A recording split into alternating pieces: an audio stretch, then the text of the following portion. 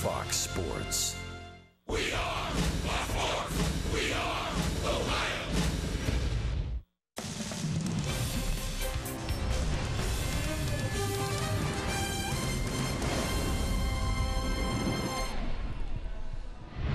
Late Friday night, just after the Indians beat Tampa in the series opener, the Tribe acquired Josh Donaldson, the former American League MVP. He's been hurt most of the season, so now the question is, can the bringer of rain get healthy in time to help the Indians in their push towards October? Today, it's the series finale between the Indians and the Tampa Bay Rays here on Sports Time Ohio. Hi again, everyone. Matt Underwood alongside Rick Manning. It was certainly a big bombshell that broke with the Indians acquiring Josh Donaldson.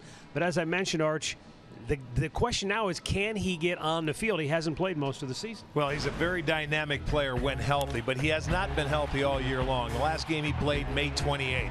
I think the biggest question for the Indians, I think he wants to play now, but is he healthy enough to play now? Because if he plays, he's going to play third base. That means you have to move Ramirez to second base. And I know Tito does not want to move back and forth on 1 day and 2 days, so that he has to be ready to play every day if they're going to move Ramirez. It's nice to have him over here if he's going to be healthy, because he can certainly help the Indians. Certainly going to be a story we'll be watching very closely here as we go down through here in the month of September. As for today's game, Carlos Carrasco gets the start for the Indians, and in 7 of his last 9 starts, he's allowed 2 runs or less. He's been on some kind of roll since coming off the DL, and Carlos Carrasco, we know his stuff is electric. When he's throwing strikes, which is mostly every start, he's been very good. 8-2, a 2.13 ERA in his 10 starts, 11 games. He did come out of the bullpen one time, but he has 16 wins. He's looking to tie Corey Kluber with number 17 today and also get a series win here. And the Indians have seen some very good pitching from Tampa Bay, and that probably won't change this afternoon. It's one of those open starts for the Rays today. Should be a lot of fun. We'll be back with the play-by-play. Alan Jensen have the showstopper, and we'll catch up with Andre Knott next. Cleveland Indians baseball is brought to you by Who But WB Mason, the official office supplier of the Cleveland Indians.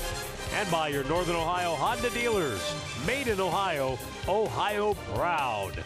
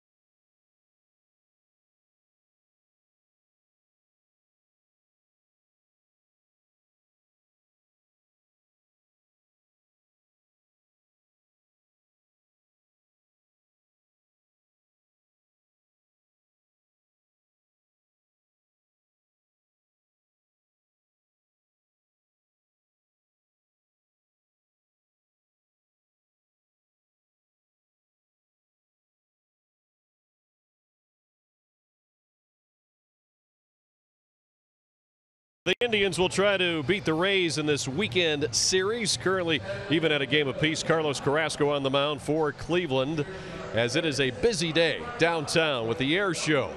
Cars in Cleveland, second annual, and of course, Driving Rays. Welcome back, along with Jensen Lewis, Al Pulowski. Let's take a look at our showstopper from last night in Los Angeles. Matt Kemp with a 3-run homer to beat the Arizona Diamondbacks here in the bottom of the 8th inning. What a shot. Dodger Stadium was going crazy. Yeah, they've won 7 of their last 8. They've found their way back into the top part of the National League West. And Matty Kemp, again, Archie Bradley, one of the best setup men of the National League, surrenders the go-ahead 3-run homer. Dodgers squarely in this, Al. This is a team that has really found an offensive resurgence. They're now dead even with the Diamondbacks atop the West. How about the Wild Wild West? Arizona and LA tied for first place. Colorado only a half game back in the win column. 3 teams tied with 62 losses in September. It's going to be a great finish in September. We talked about it in August that there are 3 legitimate teams that can win this division. Going to be a fight to that final weekend. We'll see who comes out on top. Matt Underwood and Rick Manning have the call here in Cleveland for the Driving Rays. And guys, today we get to see the opener from the Rays.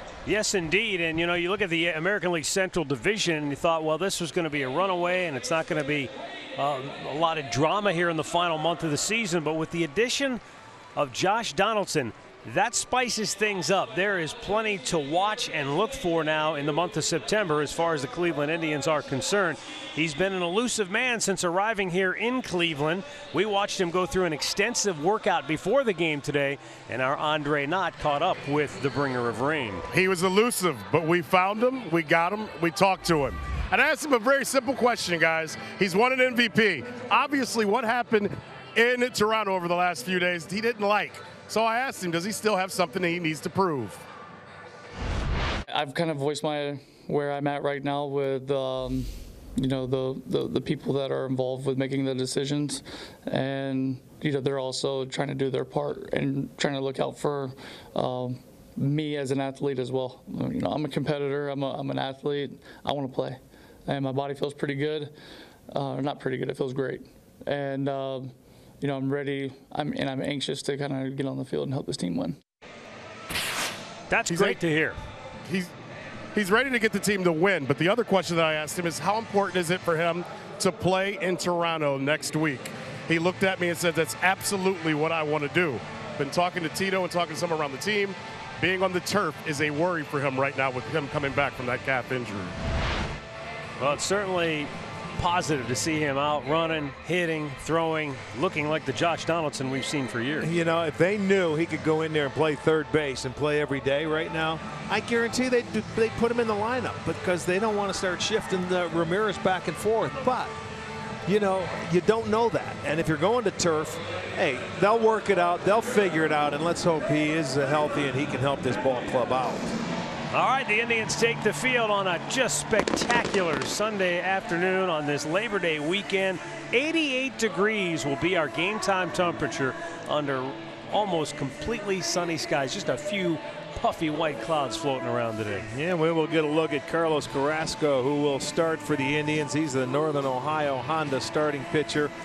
Carrasco is having a fine year again. 16-7, a .338 earned run average in his last start against the Twins. 7 2/3 innings, allowed just 4 hits, had 11 strikeouts, a couple of walks, left leading that ball game 7-0.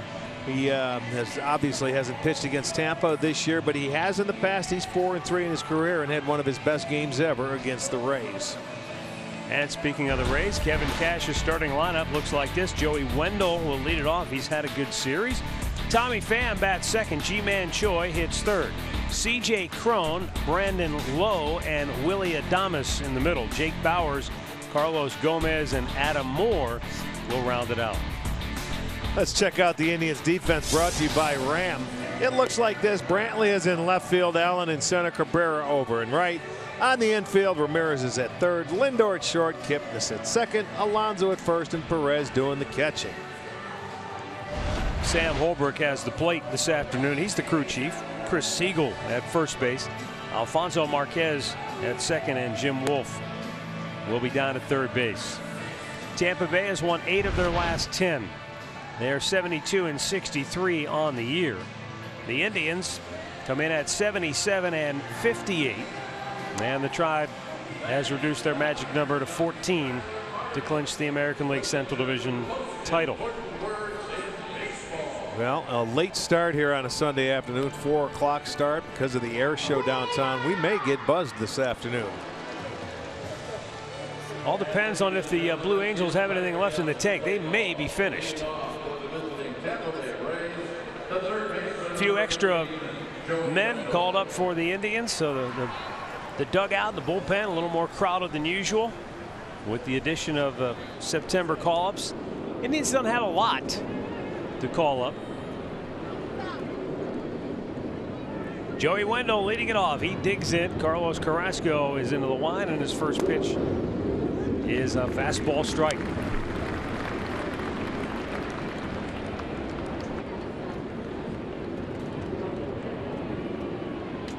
Wendell has hit in 10 of his last 11 games for Tampa. A former Indians farmhand fouls one off to the left. No balls, 2 strikes. You can probably hear in the background the Blue Angels. Oh, yes. They haven't quite finished just yet. No, they've got to have one thrill for us.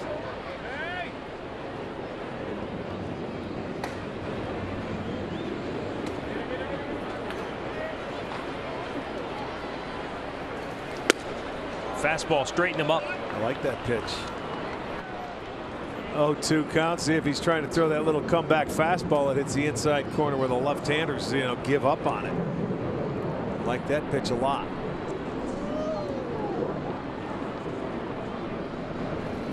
Just reached for it, and an easy comeback here to Carrasco. Hey. One away.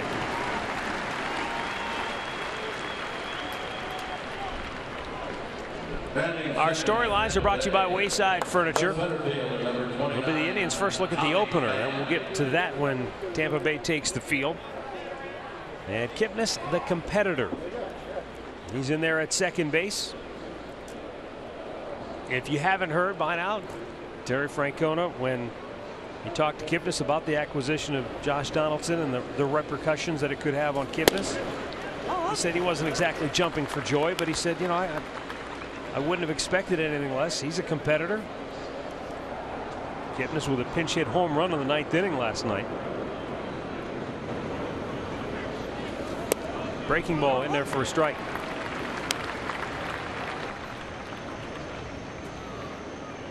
Tommy Pham, 2 out of 8 in the series with a double.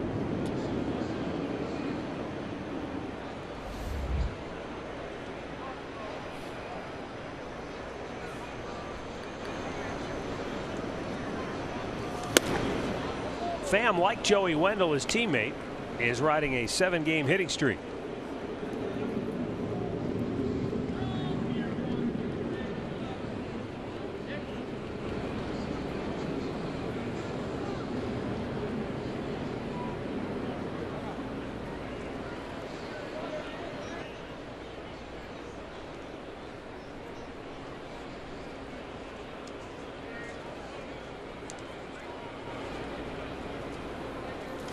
Ground ball, big bouncer for Lindor. And there are 2 down.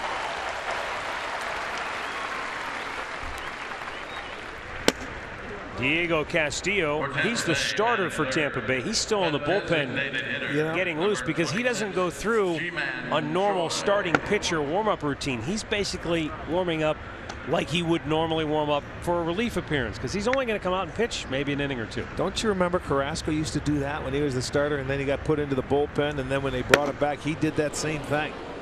He would come in from the bullpen. You stay with your routine. Yep.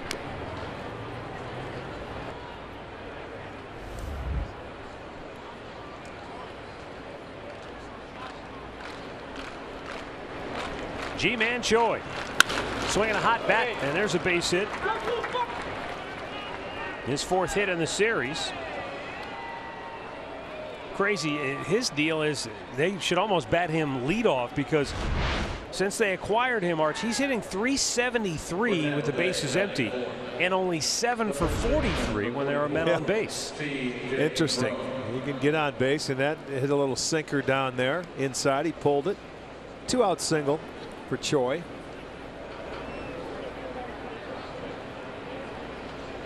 C.J. Cron to the plate.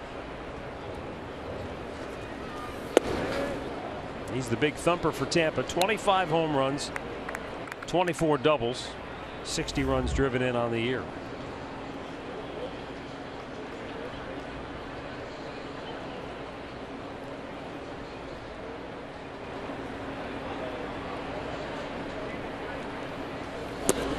Boy, nice change of pace, and it's 1-1.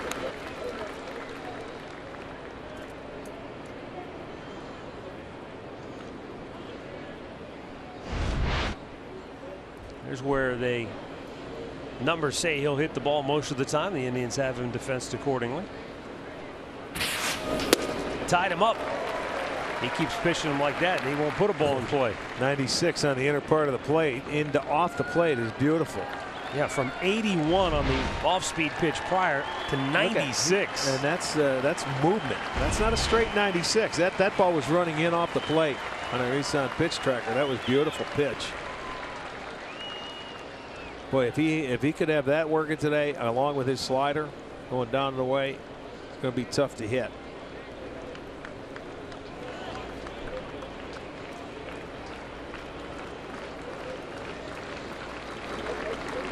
The 1-2. Swung on and missed. 96 on the outside corner. Filthy.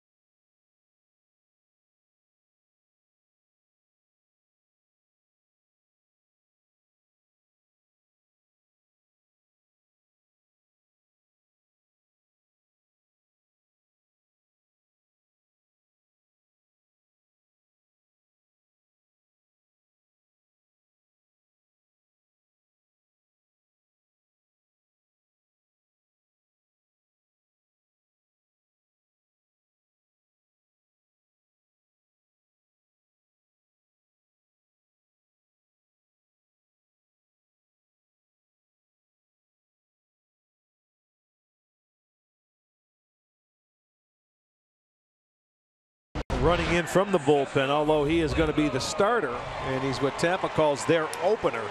He's the Northern Ohio Hyundai starting pitcher today.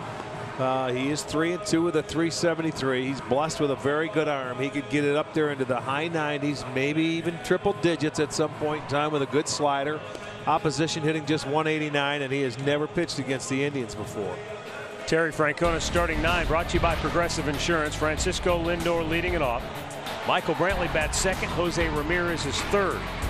Yandy Diaz, Yonder Alonso, and Melky Cabrera in the middle. Jason Kipnis, Roberto Perez, Greg Allen rounded out. So Yandy gets the start in the cleanup spot today.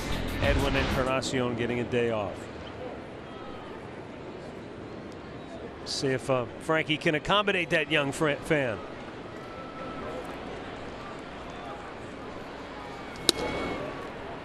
It's doable. It's basically the top of the lower deck in right field. All right, I was wondering where that sign was. If it's up there, okay, yeah, he's throwing hard enough if you connect it.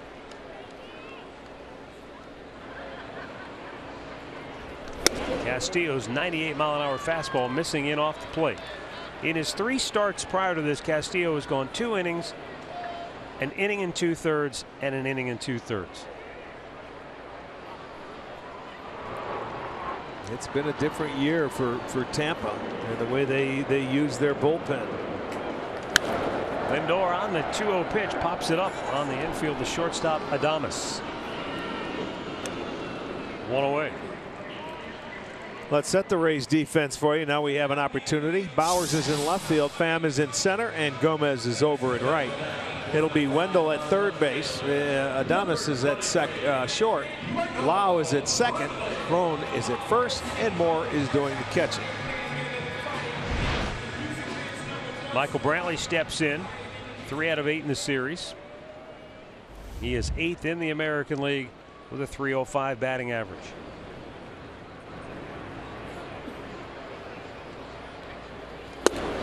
He started back-to-back against Boston, 5 days apart. And that's interesting, you know, to face the same team in that short a time, but he only went an inning in 2/3 both times. And what's really interesting is that you'd think, well, maybe the second time around you give a little bit of advantage to Boston because they at least saw him once. Second time around, he struck out 4 in an inning in 2/3. Well, when you're throwing, he's touched 101 now with that pitch. He gets up to triple digits. When you know, you're not going to center it too often. I don't care if you face the guy a number of times. If he can make it and keep it out of the middle of the plate, you got a pretty good chance of getting your outs. But you do know one thing as a hitter, you're not going to see him twice. Well, his last time out, the Atlanta Braves had his number, because Tampa scored 3 in the top of the first, and then in the bottom of the first, he gave up a 3-run homer. Back-to-back singles and a 3-run homer, all with 2 outs in the inning.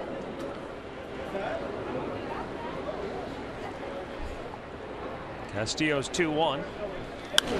And Brantley at 99 miles an hour fouls it back. Yeah, and as a hitter, when you get into those counts like a 2-1, 3-1, or good hitters counts, that's what you're going to look for. That fastball, you're going to try and get it started early. But we have seen in this series, they are blessed with some very good arms on that pitching staff.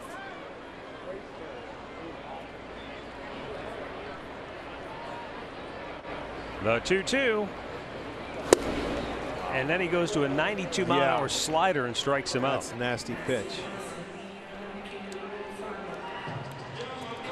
Our stat of the game is brought to you by Buick. Since May 19th, that's when Kevin Cash and company rolled out this idea of the opener. Tampa Bay is second in the majors in ERA. And they've held their opposition to the lowest batting average in baseball, just .223. Yeah, and the amazing thing, their starters are last in the league in innings pitched because they just set a record for throwing the most innings by a bullpen, and you still have a month left in the season. So it's been different, and you know, people may look and say, well, that may be a good thing. Can you sustain something like that though throughout the course of the year?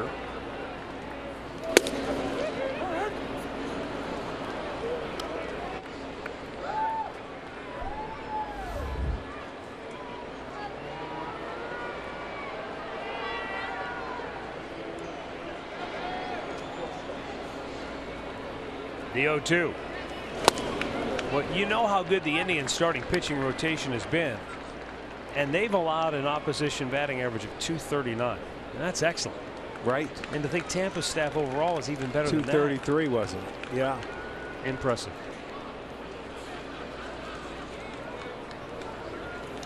Bouncing ball, first base. Cron 101 takes it himself. The Indians go in order, and we are scoreless after 1.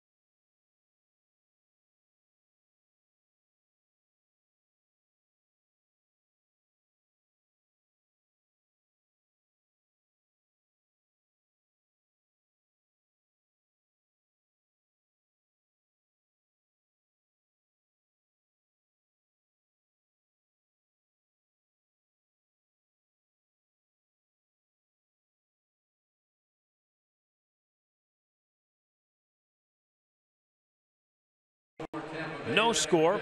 Brandon Lau will lead off for Tampa.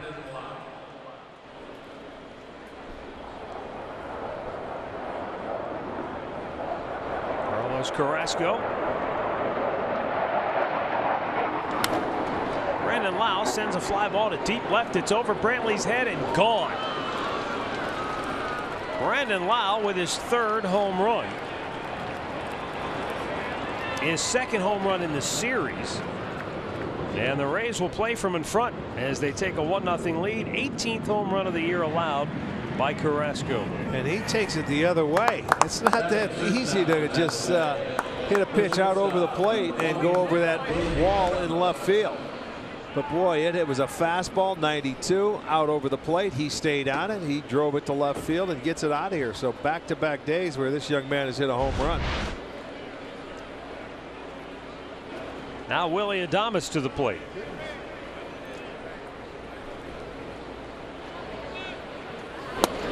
And the young shortstop looks at a breaking ball for strike 1.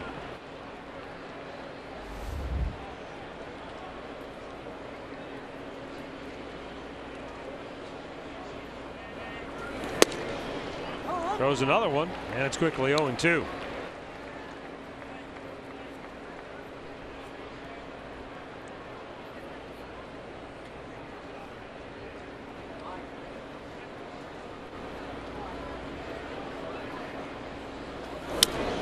If anyone knows Carlos Carrasco, you'd figure it has to be Tampa skipper Kevin Cash, who was very instrumental in turning Carrasco from potentially a failed starter into a guy who has been one of the key members of this Indian starting rotation.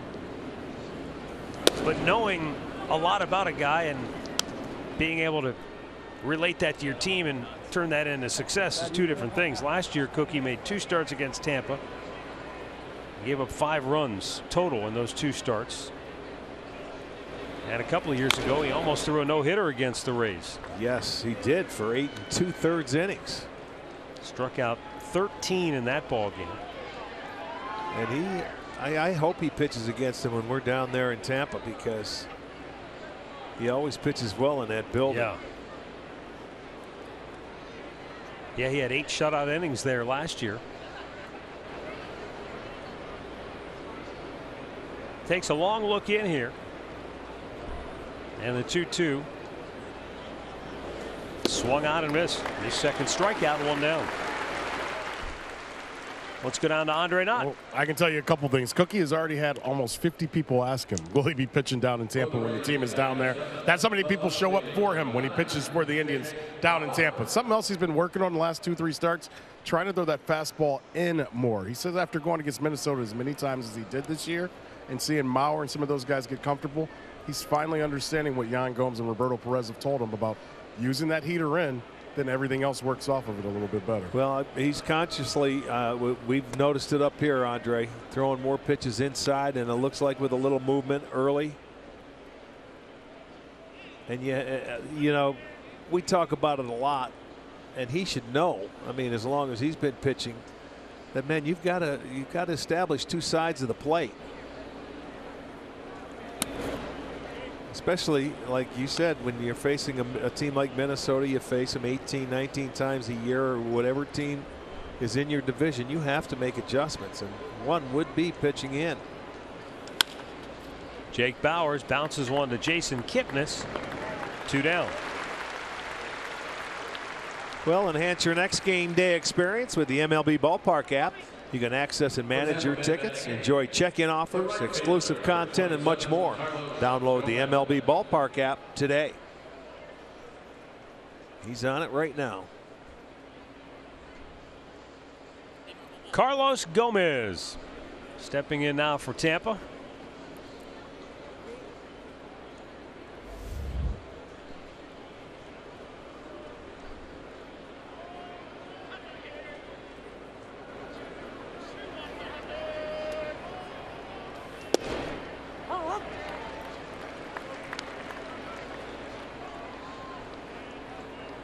Gomez in his last 6 games has gone 5 for 16. And that follows a 1 for 12 slump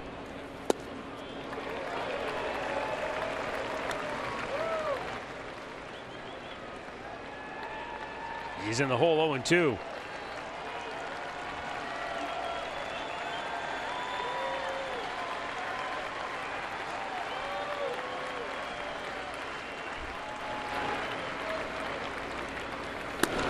Just a bit high with that fastball.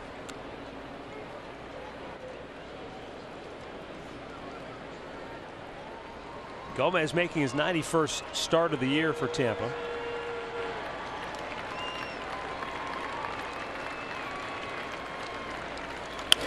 Softly lined to left. Michael Brantley breaking in on it, makes the catch. Brandon Lau's home run has Tampa in front 1-0, middle of the second.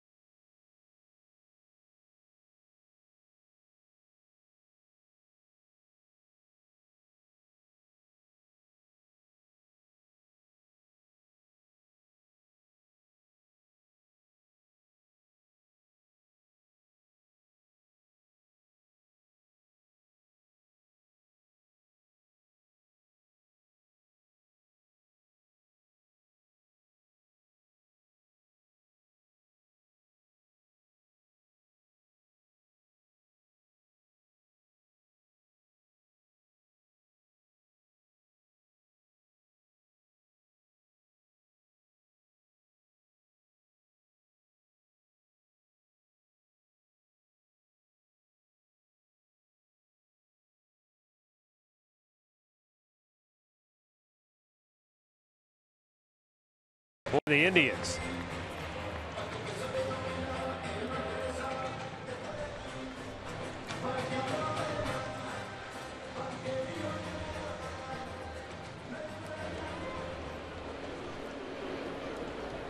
Yeah, it really does. It looks strange. I look up here in the second inning and they have their left-hander warming up in the bullpen. Diego Castillo facing Yandy Diaz. If he's as efficient as he was in the first inning, he'll probably pitch through the second. And we'll see Yarbrough in the third. But if he gets into trouble, we could see the lefty here in inning number 3. 1 ball, 1 strike. Yandy Diaz batting .296. But after that torrid start, just 5 for his last 34 with 10 strikeouts.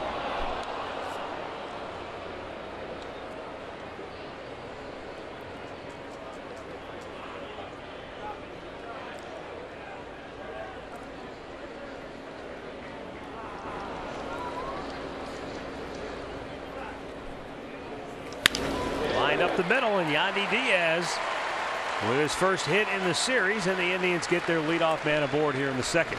Yeah, he slowed it down for him a little bit, and Yandy took it right back up the middle, took advantage of it. And watch, it's going to be a little upstairs on the breaking ball. He left it up, 91-mile-an-hour slider. And sometimes when you're throwing as hard as he is, you're doing him a favor when you slow it down. Here comes, is that Cashy already coming out? Yep. Now, whether or not he makes the move, well, he is right there. He wants sure the lefty did. to face Alonso and then Melky and then Kipnis. So he's going to make his move right here.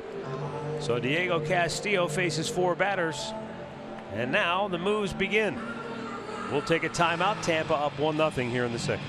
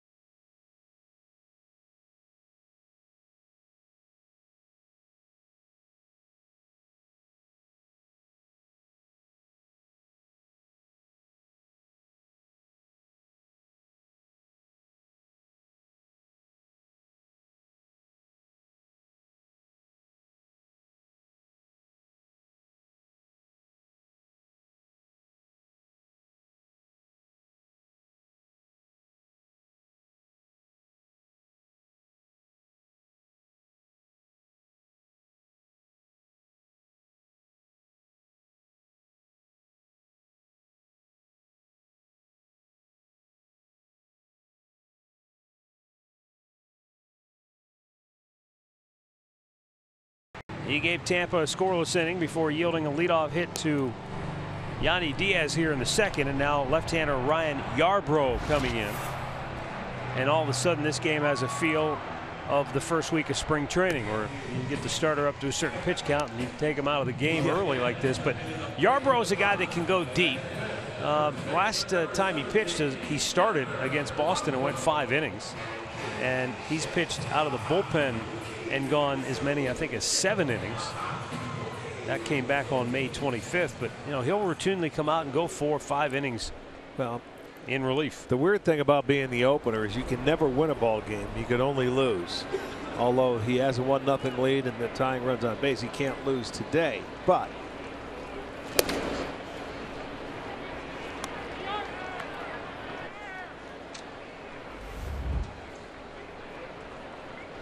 Kevin Cash says, okay, we've got a left-hander. We'll flip Milky over to the right side, and you have Kipnis, the left-hander, that follows. This whole notion, though, is only effective if you have good people coming out of the bullpen. Correct. And they have to buy into it.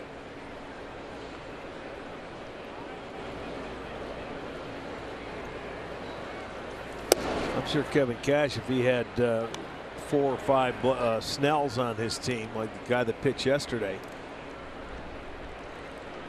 or even If he had the Indians starting rotation, he would run them out there. Let's go. As per Absolutely. usual. You wouldn't have to do it, but when you don't. Alonso just kind of feeling for it, fouls it off.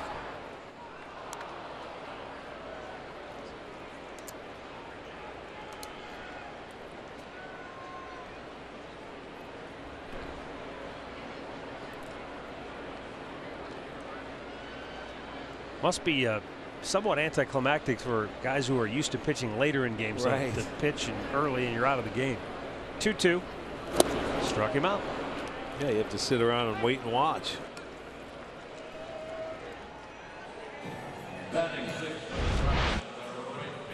Injury report brought to you by the attorneys at Elk & Elk. Here are the moves made by the Indians. Some of them, like Eric Haas getting called up, don't have anything to do with injuries.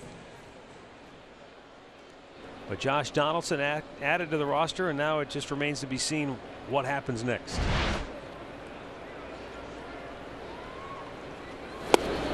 Melky Cabrera, 3 for 7 with a double in the series.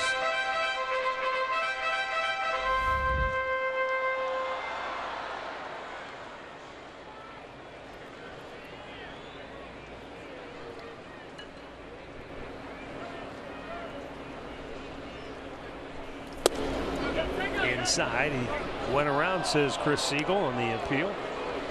Well, they started him off with a changeup. It was about 80, 81, and got him to swing, and then rushes this up, but it was his fastball. And it's 86.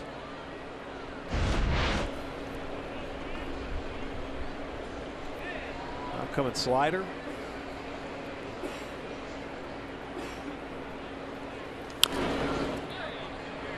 Ryan Yarbrough was originally a Milwaukee Brewers 20th round pick back in 13, but didn't sign.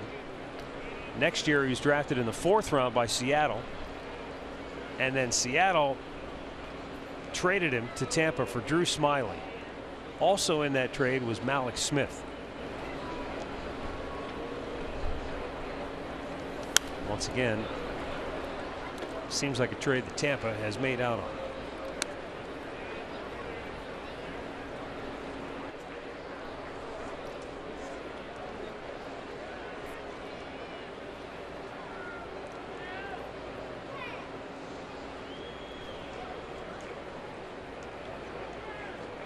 Now the 0-2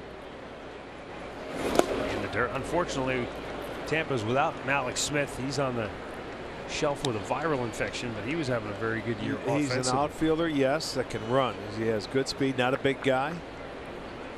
But and that's what we told you just from the last year that the Indians played this team. There are only 4 guys that are on the roster right now with Tampa. Just foul off the bat of Cabrera. He pulled it just wide of the bag at third.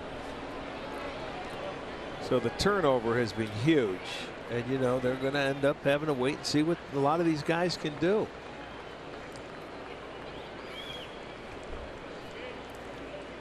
And I think we are officially done with the air show for today, because I don't hear anything.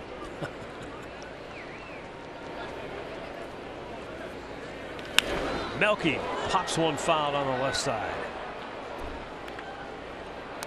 You know, too, if you're Tampa, worst case scenario, you've got all these relievers that have been seen by a lot of people because of the number of appearances, and maybe a piece or two is tradable in the offseason and net you something in return that, you know, you really need. 1-2 offering. Ooh, good pitch. Painted the outside corner, bottom of the zone. Back-to-back Ks for Yarbrough. Well, he comes down with a good fastball after messing around, and that was down on the outside part of the plate. Good pitch. That's tops, 91. Well, Tampa, a team too that has a couple of guys coming back from Tommy John surgery at the end of next year, and they're hoping to have maybe 3 starters, and then they could go with the 2 openers. So, you know, 2 opening games. But that's a long ways away. Jason Kipnis steps to the plate with a man on and 2 down, and he lines one right back up the middle. Adames, the shortstop, intercepts it to end the inning. 1-0 Tampa after 2.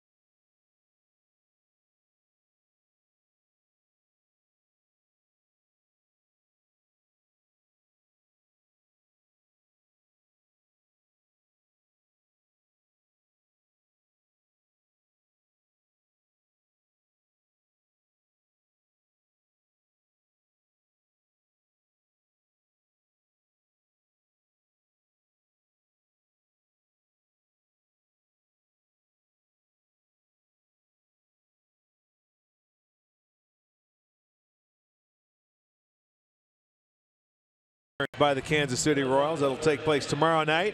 You get a $15 district ticket presented by Sports Time Ohio, or a $15 KeyBank Kids ticket. Get yours at Indians.com or use the ballpark app.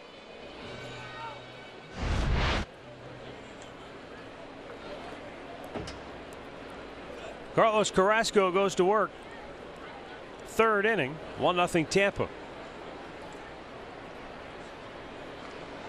Adam Moore, a one-time Indians farmhand, will lead it off.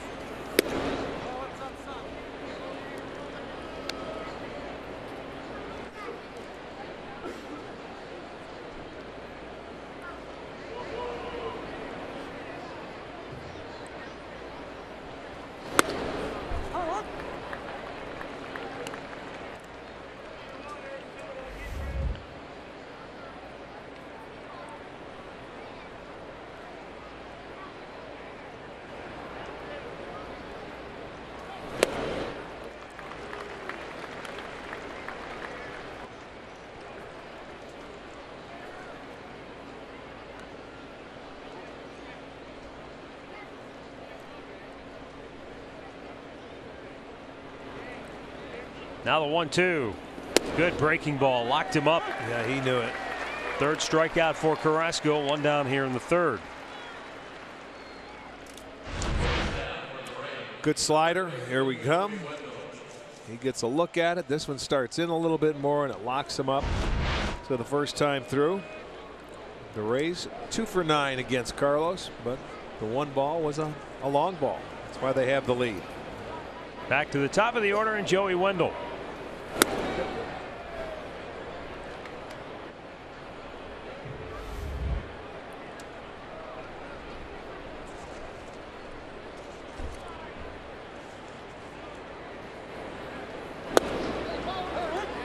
Wendell has multiple hits in 5 of his last 6 games. And if you go back to the start of July, so you're talking over 2 months now, he's hit .345. 13 doubles. Couldn't dig that one out with a shovel. Now Carlos now 7 0-2 1-2 counts on the afternoon. Only the 10th hitter, so again throwing a lot of strikes.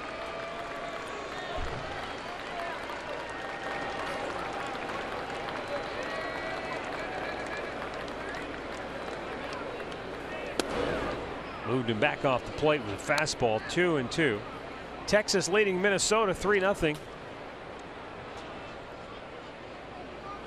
That game in the 4th inning.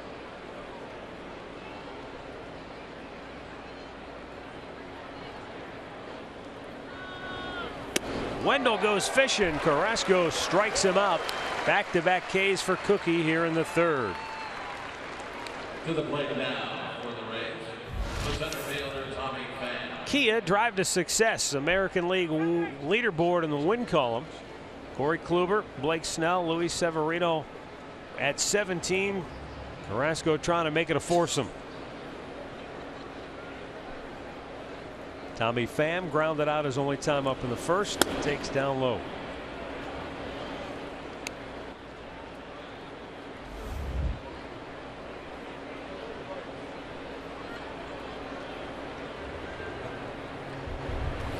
Line to center. And over into right center to cut it off is Greg Allen. 2-out base runner for the 2nd time in 3 innings for Tampa. Now stepping in for Tampa Bay, the designated Very good approach by Pham going the other way.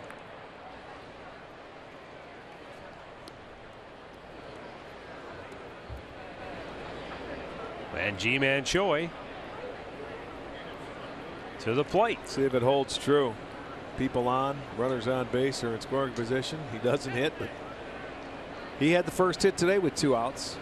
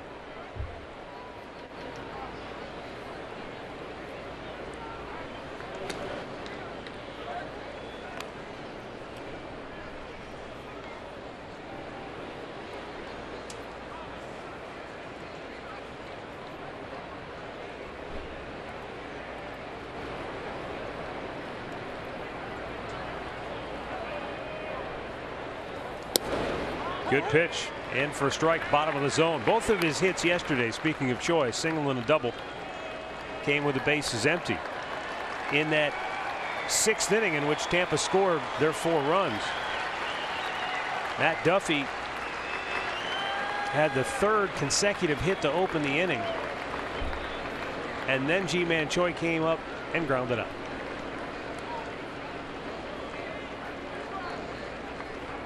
You think it's just one of those sort of statistical anomalies, or do you think there could be something to it? He's the DH. There could be something to it. Sometimes you try a little harder when you get guys on base, and you relax more when you don't. But if you're going to hit in the middle part of the lineup, you're going to have to hit with men on base. So they feel he can hit, they'll leave him there. Down he goes.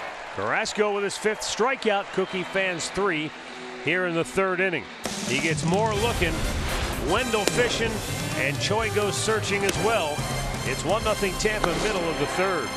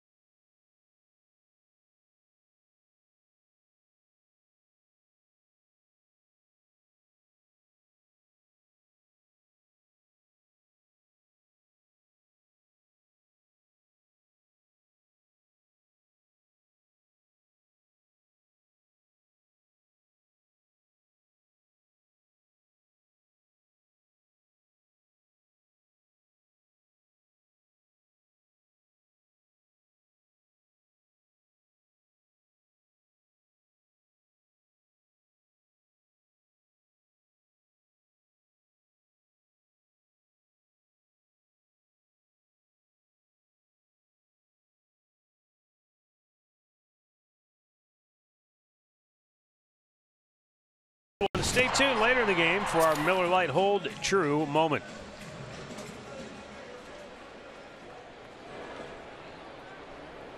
Bottom of the third inning. The Indians down a run. Roberto Perez will lead it off. Then it's Greg Allen. Frankie Lindor due up third.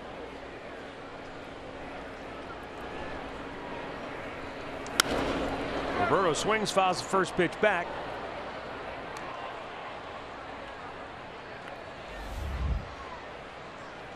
Perez just 3 for his last 28 at the plate.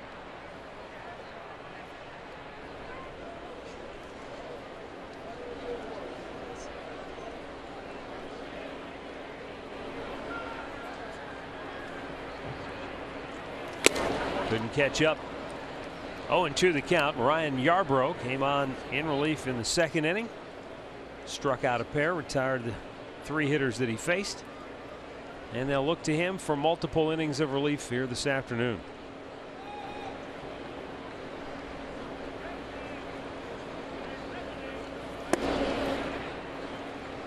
And with the Indians featuring a predominantly left-handed hitting lineup, if Yarbrough pitches well, you can imagine that Kevin Cash is going to look for him to go 4, maybe 5 innings. Sure.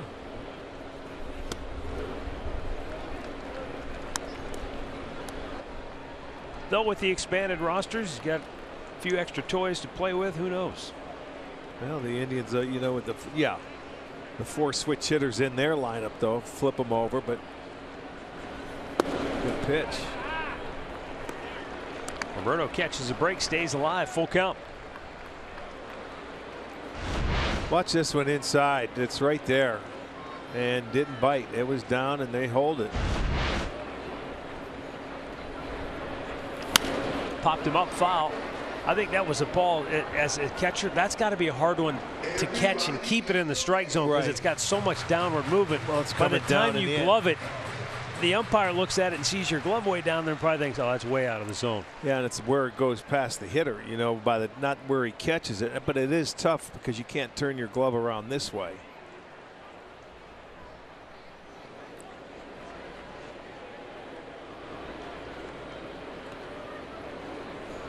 The 3-2.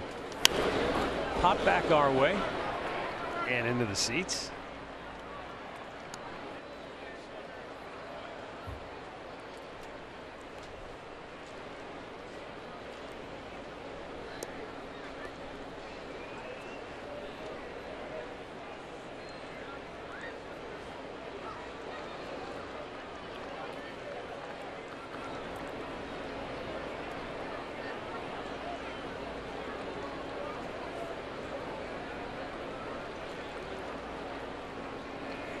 3-2 offering, and it's low, ball 4. So the Indians have their leadoff man aboard for the second inning in a row.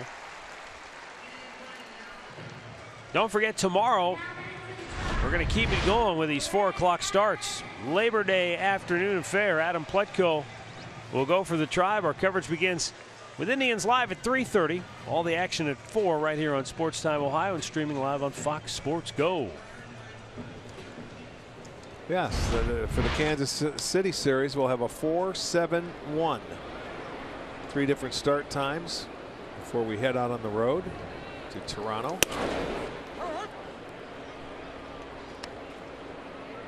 Don't forget, you can come down and wrap up your Labor Day holiday weekend with a late afternoon start. Indians.com. Tickets remain for tomorrow's series opener against Kansas City, and then, as Arch told you, the Wednesday, those are always popular games with the fans. Those 1 o'clock Wednesday games. Yeah, the kids just started school, so go ahead and take them out. They don't have a whole lot of homework to do. Bring them to the ballpark. The 1-1. Bouncing ball. Oh, and a backhanded stop by Crone. From his knees, throws to second to get the force on Perez. Boy, that's too bad. That's a really big play right there. Crone taking a base hit away. I don't think it would have been first and third, but it certainly would have had the first 2 men aboard. Perez wouldn't have got there to third base, but Crone just goes over to his right, falls, and that ball goes right into his glove, and they get the lead runner. So a good play to get an out right there for his pitcher, and Yarborough very thankful. Boy, he mimicked a base runner. Get off, shuffle, shuffle, and it was that last shuffle. If he hadn't taken that last shuffle, he probably doesn't get to it. Greg Allen has been a terror on the base paths. He has stolen 14 out of 15. Watch again. Here's what you're talking about. Shuffle, 1, just like 2. You're right, just like a base runner. And he goes off and he makes a nice play. Getting off of his feet. And that's what first basemen do. They shuffle off the bag just like a base runner.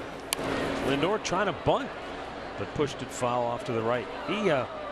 He's in the throes of a slump right now. Frankie is 0 for his last 16. There aren't many of those during the year for Lindor, as great as he has been.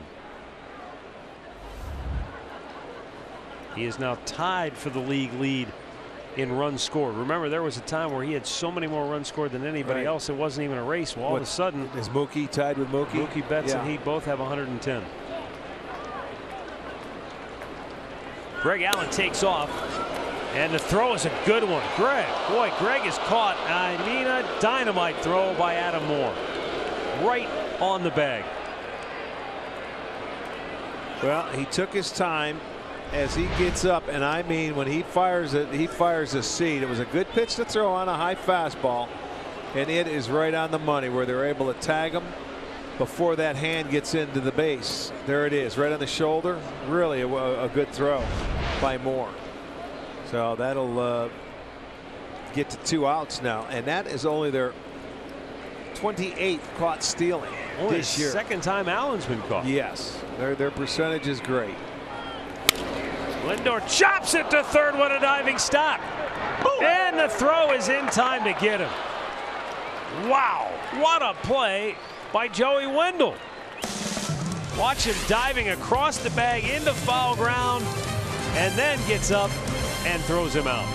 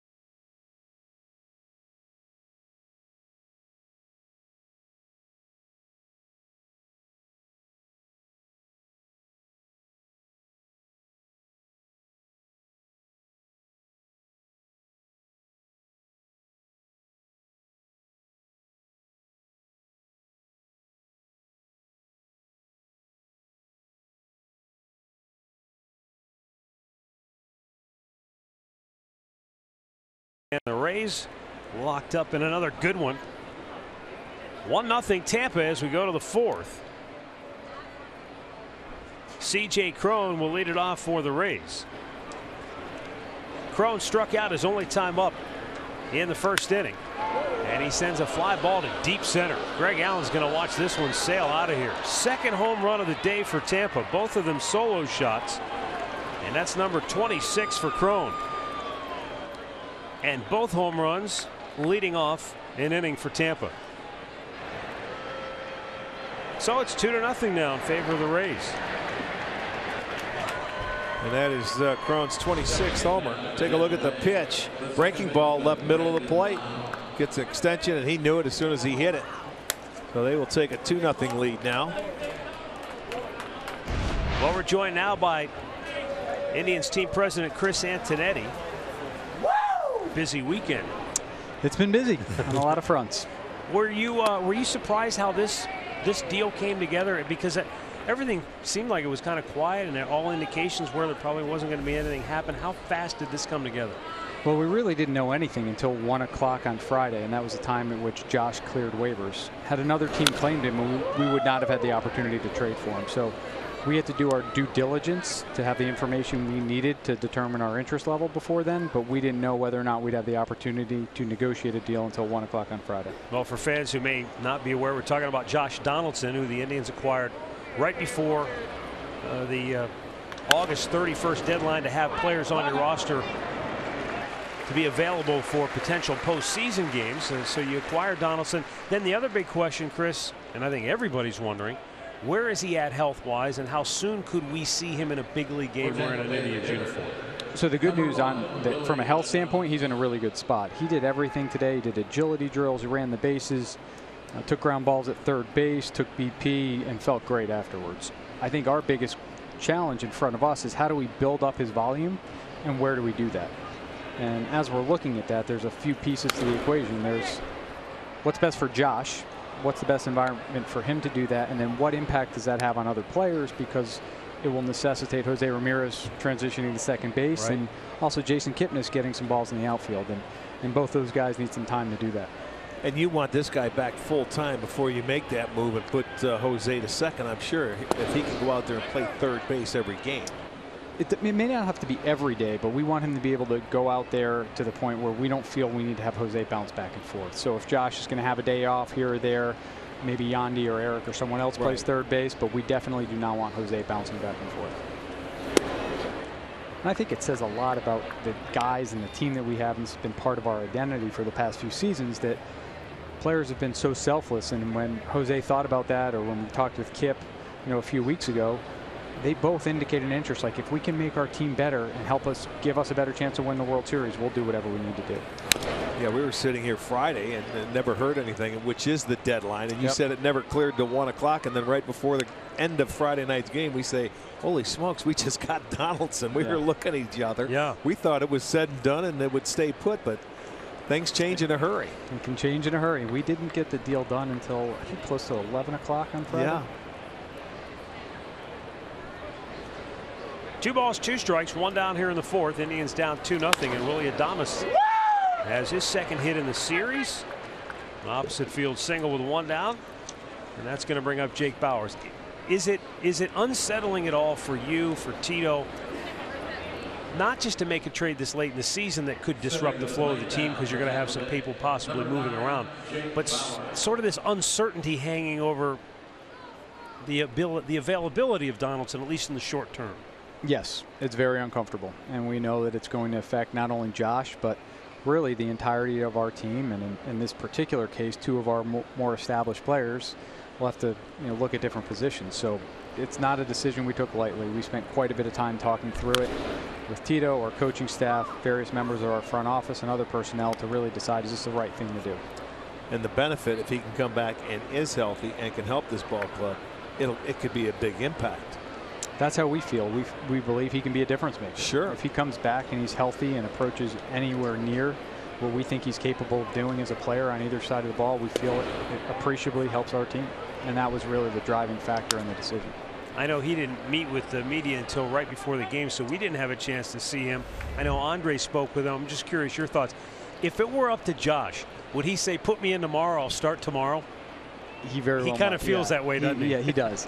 And he's hyper competitive, and he's put in a ton of work to get to this point, and he's got a really good feel for his body. But as we shared with him, there's a lot of factors that we have to think about. It's not just, hey, the one game getting through 9 innings tomorrow.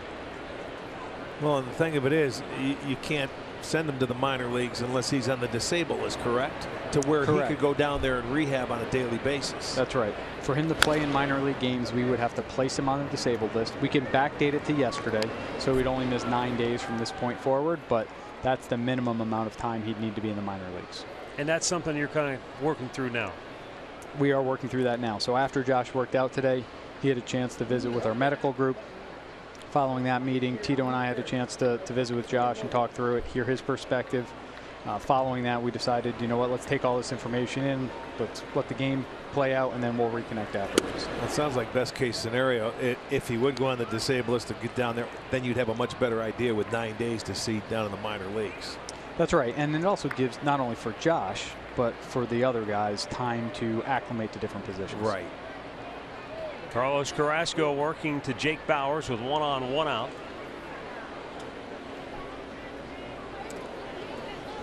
And what are the chances our very next road trip we're going to Toronto for 4 games? Exactly. I mean, the timing is not right for that. We should already been done with that. We played them in April here. That's right. And that is another complicating factor. In the fact that we do have 6 games on turf coming up here in Tampa and Toronto. Tito was headed out. Francisco Lindor waved him back, saying it looked like Carrasco was fine, but he's going to bring Jeff Desjardins out just in case. And this probably makes your stomach flip-flop. What a happened? few times. I didn't even see it. There's the pitch. See a little wince on his face.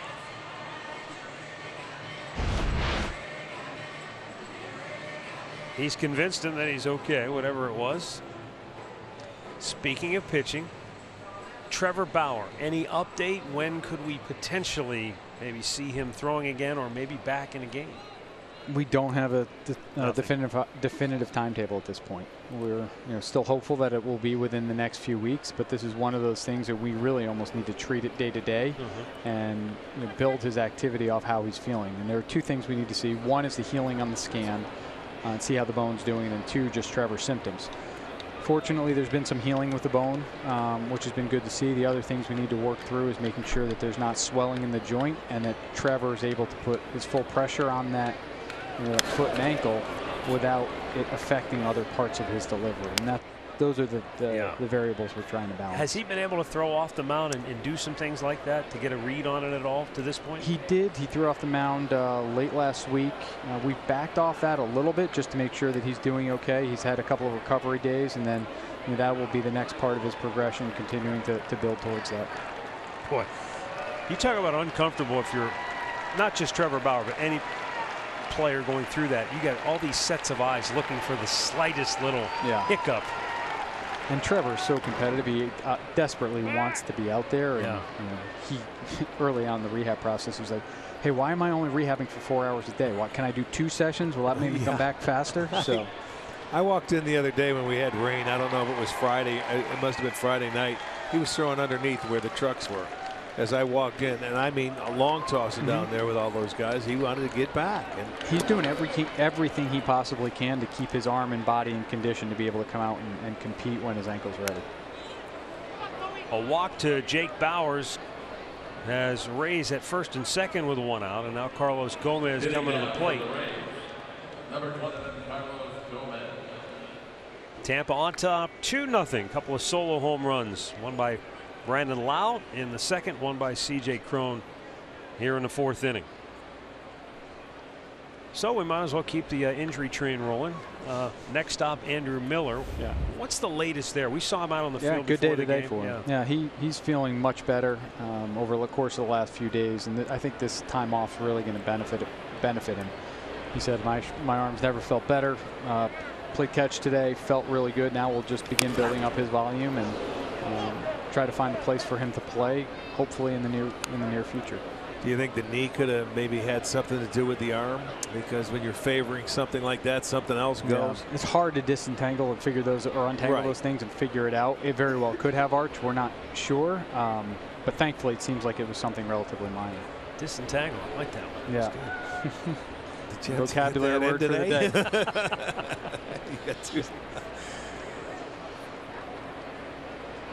The 0-1 pitch, and Gomez takes good pitch. Just missed in off the plate. Is there any way to kind of verbalize how critical Andrew Miller is to this bullpen in terms of the team's long-term goals this season?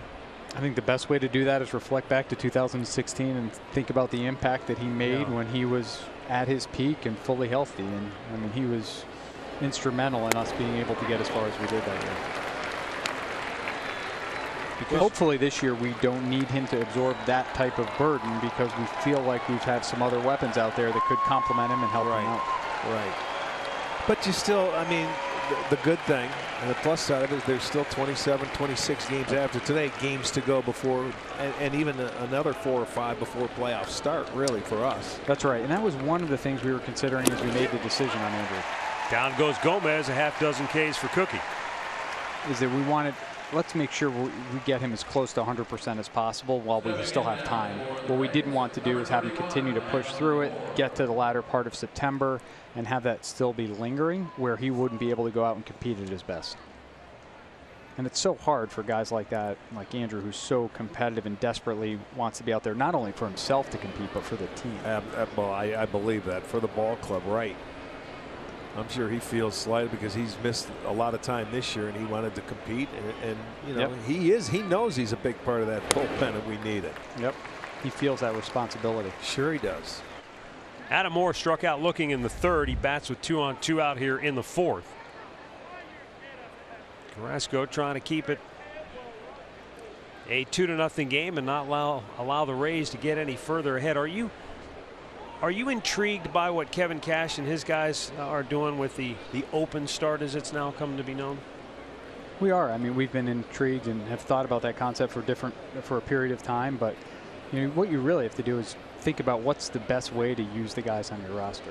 In our position, at least, we're in a good spot that we have a handful of starters that we feel comfortable going through the lineup a few times and getting us deep in the games. But as you think about your personnel, if you don't have enough guys where you feel capable of them doing that consistently start after start, there are other ways to do it. And I think I give the Rays a ton of credit for thinking through that strategy and for deploying it. And obviously we've seen it's been extraordinarily successful for them. Moore swings and misses. The count is 0-2. My only question, Chris, and I know you can't answer this because you need a crystal ball.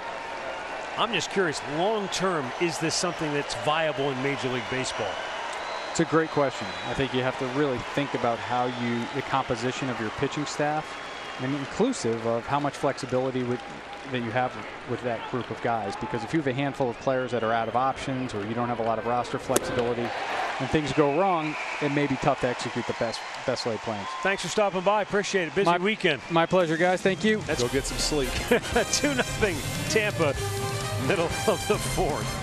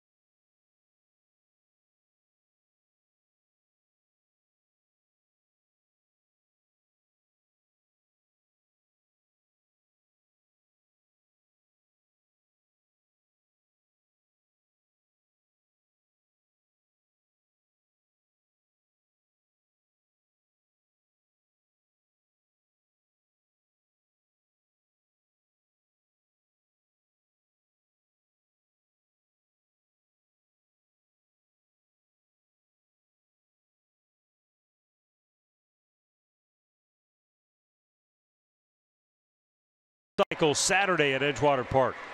Don't miss the Glowtastic Night Ride presented by Cover My Meds that will light up the Cleveland Memorial Shoreway, and you can register at neocycle.org.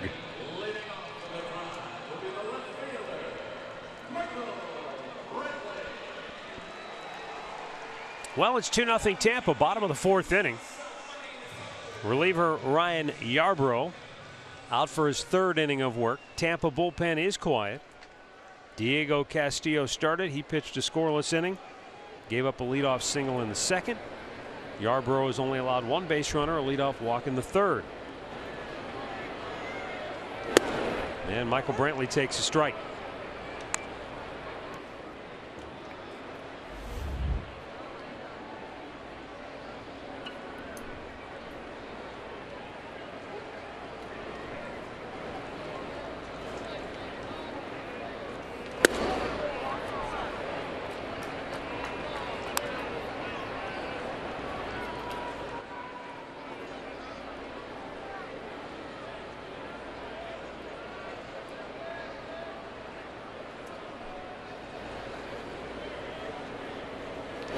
And a foul back.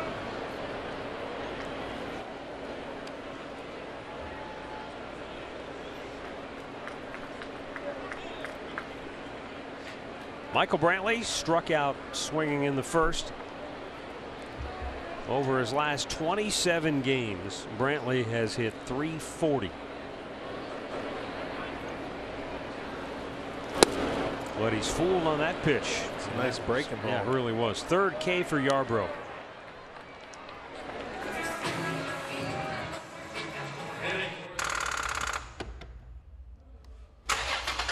Start dead batteries with NOCO.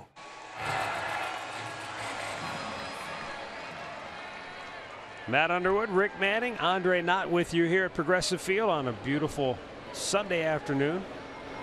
Tampa on top 2-0. One out here, bottom of the fourth. Jose Ramirez grounded out his only time up.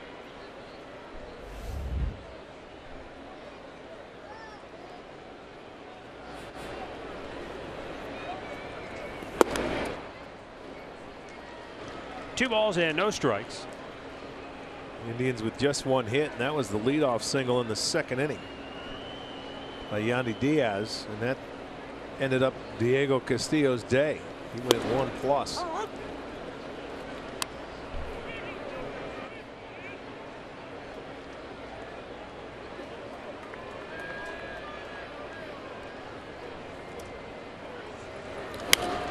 And he popped him up on the infield. Two infielders collide. Big man wins. Yes, he does. Crone over Wendell, and he might have stepped on his foot. Well, two down. Big man usually does win.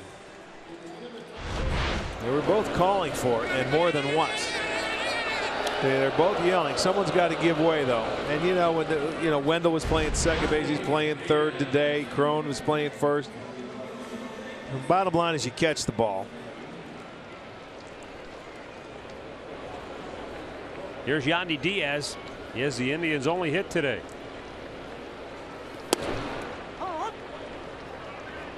That came against the fireballer Diego Castillo, who threw about a 91-mile-an-hour slider that he slapped right back up the middle.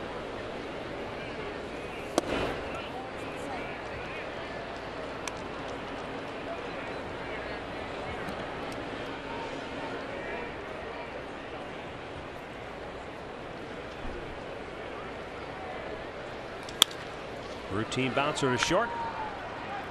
Adames low throw. Crone digs it out nicely. Indians go in order. And after 4 innings of play, it's Tampa 2, Cleveland nothing.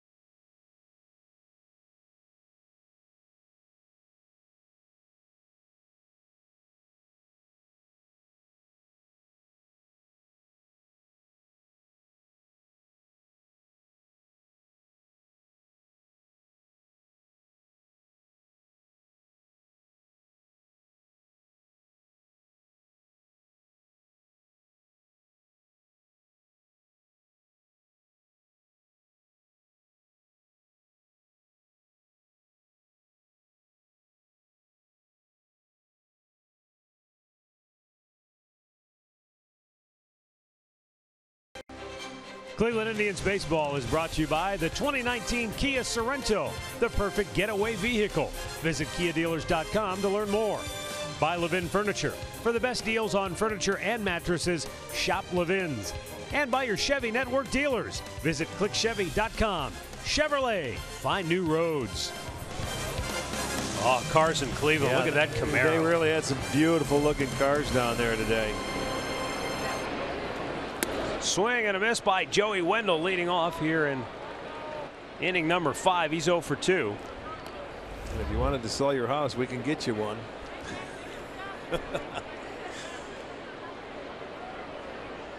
Yeah, I don't imagine those are cheap, huh? No, some of those that we saw earlier. You talk about getting in somebody's kitchen. One down. That was like in slow motion right sure there was. to Kip. He ended up, he was going to come in and catch it and says, I'm just going to wait till it hits. And it's a good thing it didn't have spin. He barehanded it and just threw it to first. So one out for Tommy Pham, who had a single his last time up.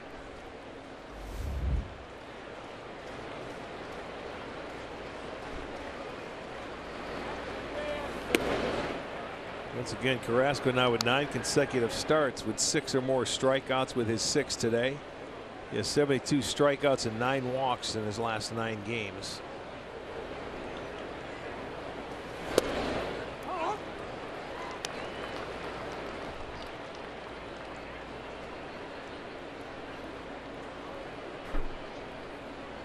Tommy Pham grounded out in the first. Sorry, my mistake. He has 7. Pham's been swinging it. Told you earlier, 7-game hitting streak, now 8 with that base hit in the 3rd inning. Well, this guy can hit. He did on Friday night a nice job against Kluber. He did go on that one. When Corey was ahead of him in the count, to lay off some really tough pitches just off the outside part of the plate until he got something. And there you'll see they called the check swing. He didn't like it, but he did go.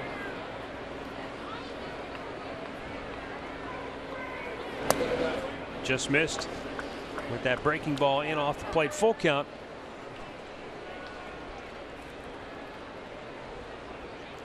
Tampa always keeps you guessing. You think, well, they're selling off everybody, and then they make a trade for a guy like Pham. Right. And it just kind of, you shake your head and it's like, what are they doing exactly? They don't want you to know.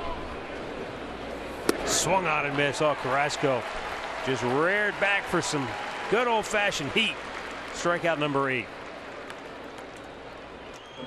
Mid-game recap brought to you by your local Toyota dealers. 2 home runs, one by Brandon Lau with one of the Blue Angels circling overhead. That came in the 2nd, and then in the 4th, C.J. Cron, he got into one. That's been it. Indians have been held to 1 hit through 4 innings. G-Man Choi got a breaking ball and almost corkscrewed himself into the ground.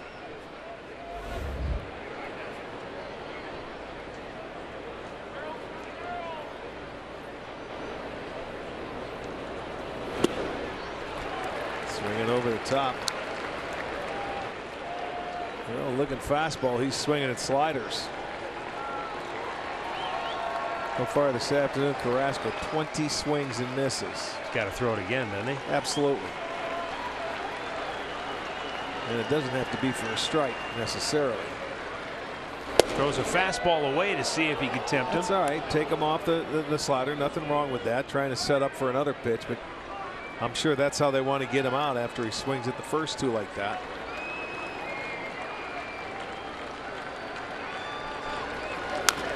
There it was. A weak tapper to first. Alonso takes it himself. The Rays go 1-2-3. 5 straight retired by Cookie. It's still 2-0 Tampa halfway through.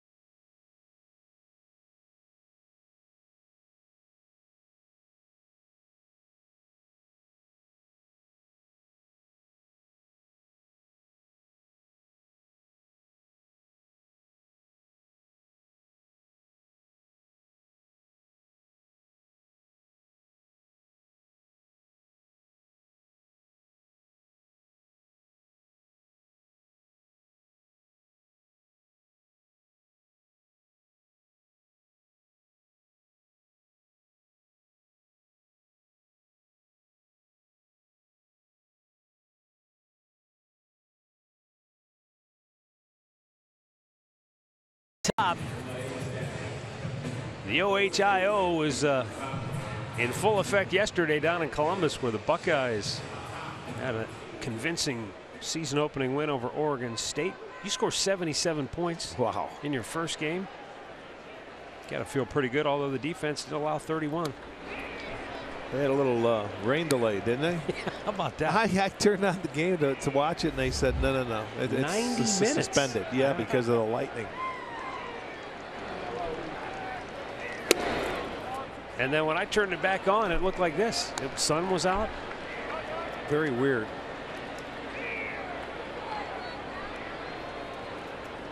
The Akron Zips, their game was canceled because of the storm against Nebraska. 2-0 pop back out of play.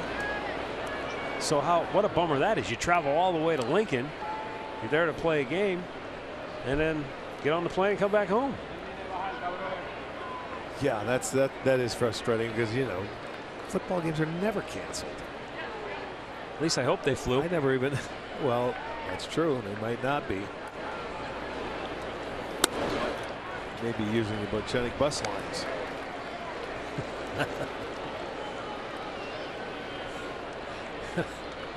Why am I thinking about Slapshot right now? The guy's got the sledgehammer and he's hitting the side. What are you doing to the bus? I'm making it look mean. 3-1 pitch to Alonso, and that is a strike, full count. Yep, that was good fastball. Yonder was the first batter Yarbrough faced when he came into the game in the second inning. And he went down swinging in that at bat. 3-2. Popped him up center field. Pham. One down. Let's go to Al Pawlowski for a game break. All right, Matt, Rick, this one a final from earlier today. Milwaukee and Washington, and the Brewers roll on. Mike Moustakas in the first inning knocked in a pair. 9-4 was the final as Christian Yelich also had his first career grand slam to help the Brew crew to this win. And when you look at the wild card standings, this was a game that Milwaukee needed to stay tied. So they're 5 out in the Central, guys, but right there in the wild card. All right, thanks, Al. By the way, Texas is trouncing Minnesota today, 12-0 Rangers in the 7th inning. Weren't they going to try an opener game today in their Minnesota? Yeah, I think so. I think I heard that. I'm not sure if they did. If they did, it didn't work. Right. 2 down as Cabrera flies to left. Great clip of the game from last night, 9th inning. Jason Kipnis off the bench in a pinch hit roll, mashes it down the line, doink off the pole. Home run. Yeah. Yeah, there you go. Kip came up and nice job. He was, don't know if he had a pinch hit before that because he's never been really a pinch hitter. He was 0 for 11 in his career going into that at bat and ends up hitting the home run. I just happened to notice that he hit the home run. There were camera shots of him rounding the bases. They followed him to the dugout. They had shots of him sitting on the bench in the dugout after the home run. He never cracked a smile. And I think back to what Tito said when they talked to him about the addition of Donaldson, saying, well, he wasn't exactly jumping for joy. Right. Well, and that's okay. I mean, he wasn't happy. I'm sure he thought he's swinging the bat better and it was going to stay like that, but it did not. So he's going to have to really start playing for some playing time now. Well, what's the nickname that you guys know that the players call him when he's going well? Dirtbag? Chippy. Oh, Kippy. Chippy Kippy, yeah. The chip is back on the shoulder. I had a long conversation with him this afternoon. He gets it, but he wants to win. And he says they're going to have to pull him out of the lineup because he feels like he's going to go out and make the most of the situation. Fouls out here, and the Indians go in order. And that's 8 straight retired by Yarbrough, 2-0 Tampa.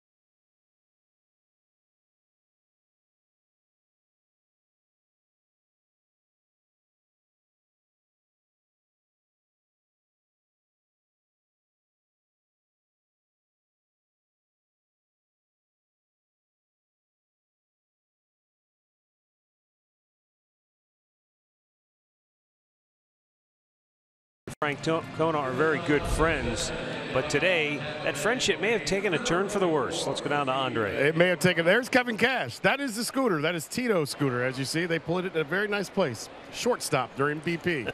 Kevin Cash was actually throwing BP, and I won't go out and tell you exactly what he told his players, but there was a bounty to hit Tito's scooter. Tito may have some issues trying to take a left-hand turn tonight on the way home, and I've talked to Tito about it. C.J. Cron, actually, who's up to bat, already had a home run today.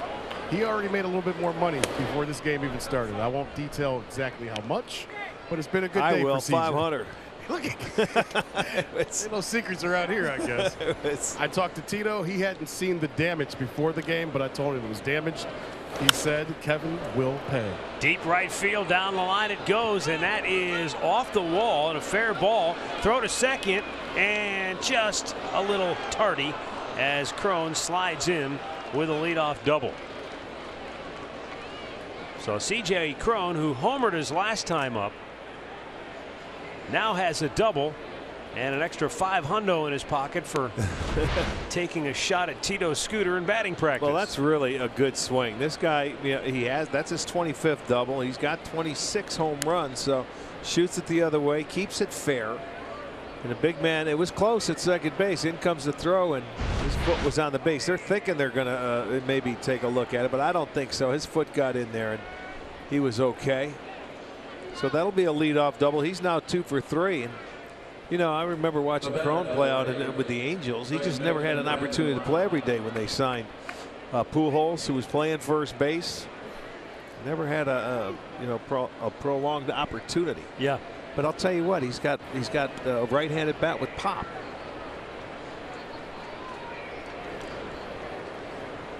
Brandon Lau, he started the scoring in the second with a home run.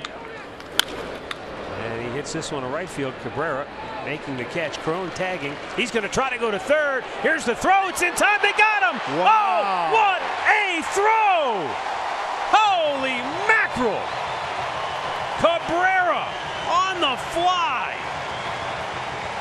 Boy, you talk about sitting behind the baseball, and he threw a strike, and it didn't bounce.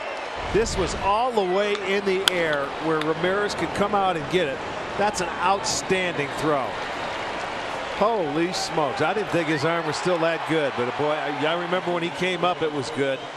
But boy, that is a perfect throw to get the double play. Wow. Melky saluted by the fans down the right field line on a terrific throw, and that is an incredible 2 for 1. And now Willie Adames, a swing and a miss. Well, maybe that's something that gives the Indians a spark here today. Well, it should be. Terrific throw.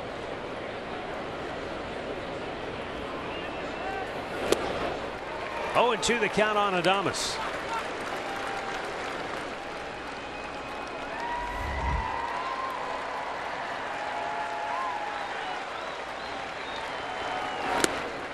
As you pointed out, the key to that was how he was able to get some momentum coming into the throw. If he catches that flat-footed, no chance. No, that's what you do. You stay back, and even though you just want to get something on it, I mean, and keep the momentum back there, that was done to perfection. I mean, I figured he was going to make it. He'd make it close. We see it a lot of times. That one beat Crone to the bag. It was in the air, and it was right there where Ramirez could handle it before he slides into third. Remember, we saw him, was it in Kansas City? Yes, left field. Yes, it was. He had a great arm. I mean, he threw out somebody at home plate one time. No, but I mean, it was just recently we saw him throw a ball all the way to third base on the fly. Now, it didn't get the guy, but we were like, wow, that was just impressive to see him throw it all the way on the fly. There's a line drive into center field, and that play by Melky definitely saves the Indians a run. No question. Another look at the throw. StatCast AI powered by AWS. Watch him stay behind it. Boom, catches it. All his momentum going one way. 94.8 miles per hour in the air, and a strike. How about that? I'm starting to think, well, how do we take this guy out for defense now? You make a throw like that, seriously.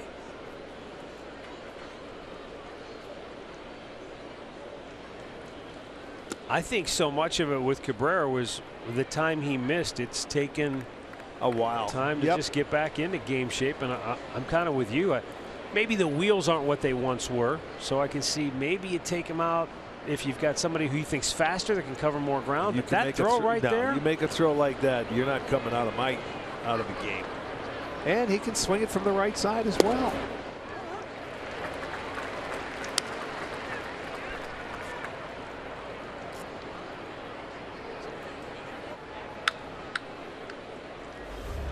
Jake Bauers walked his last time up.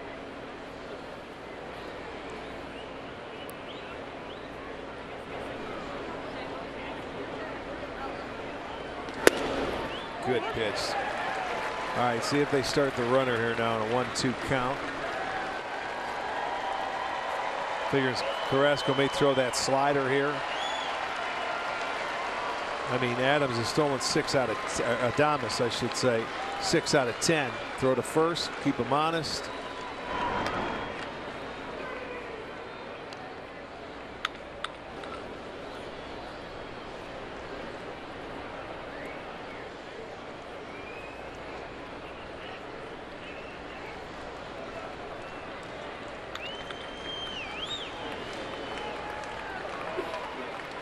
Swung on and missed. Carlos Carrasco strikes him out. That's his 9th strikeout of the day.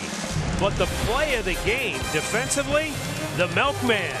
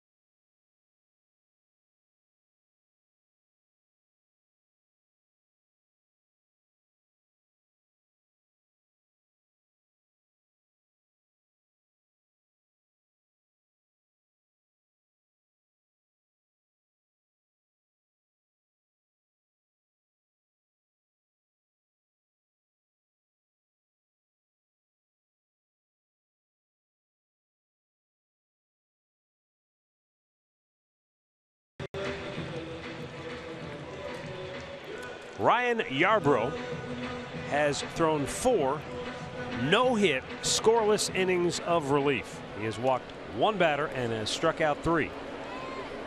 He has thrown 52 pitches, and he starts the 6th inning with another left-hander behind him in the bullpen.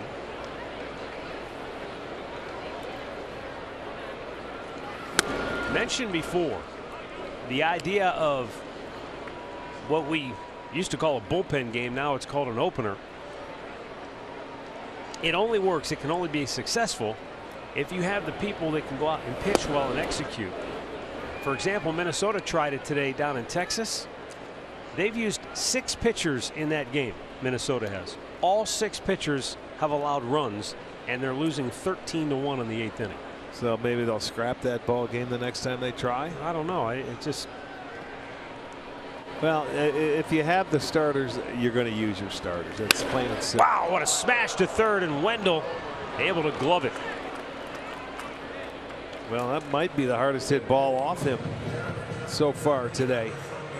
And Wendell was even with the base. He wasn't even back behind the base, and he just reaction time. You see that? It's almost like a goalie. Ends up sticking the glove out there and makes the play. That was 104 off the bat of Perez. One down for Greg Allen.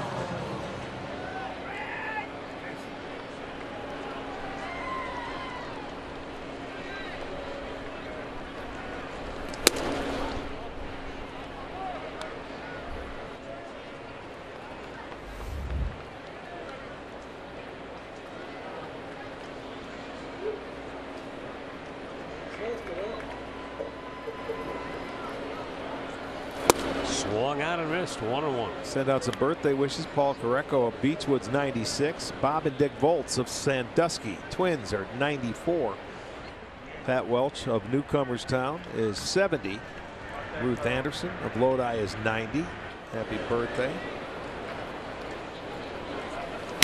Pulled foul. One more birthday. We got Amy Schwartz of Bolivar, Ohio, celebrating hers, and 2 anniversaries. Ed and Irene Morrow of Rocky River celebrating their 67th. Ron and Marilyn Cohen, their 61st. Congratulations. Enjoy your Labor Day weekend.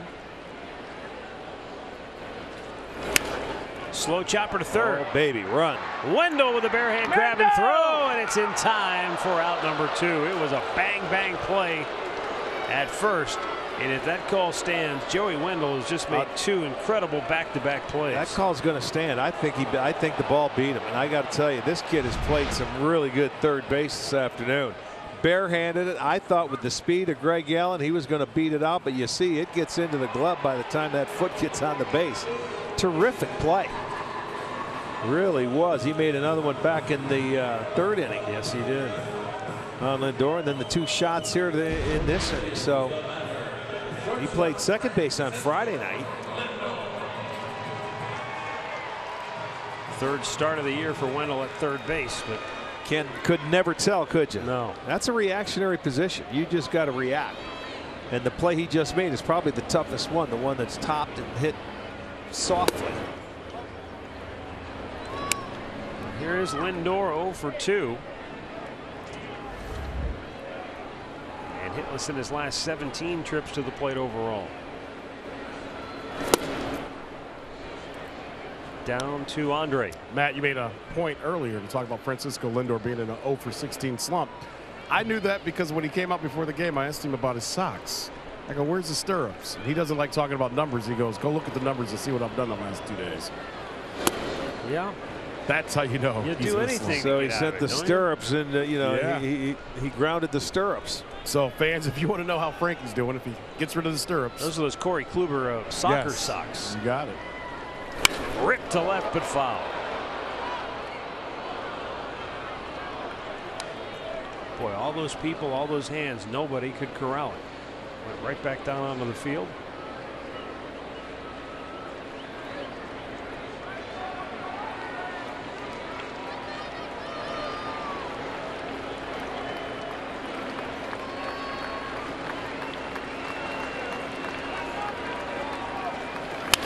That is a fair ball. Another diving stop by Wendell. Get out of town. Oh, my goodness. He has maybe just won the Gold Glove in 1 game. Are you kidding me? I'll tell you what, you can't make 3 better plays than that kid did in 1 inning.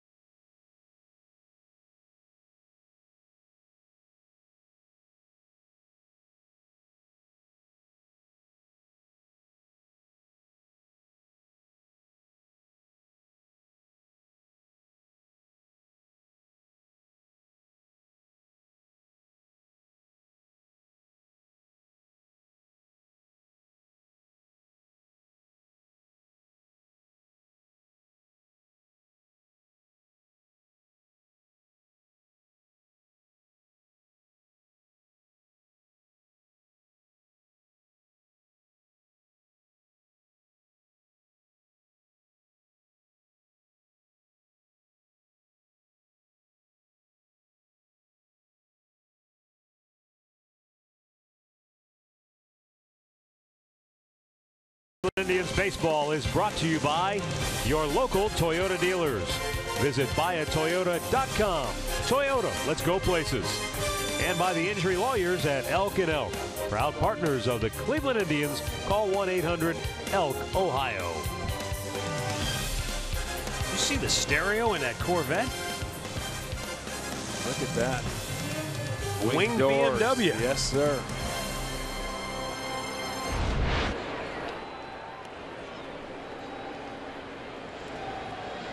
Carlos Gomez to lead off for Tampa.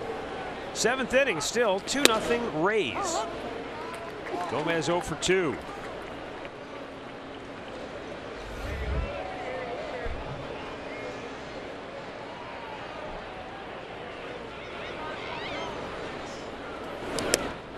That one bounced way out in front of home plate.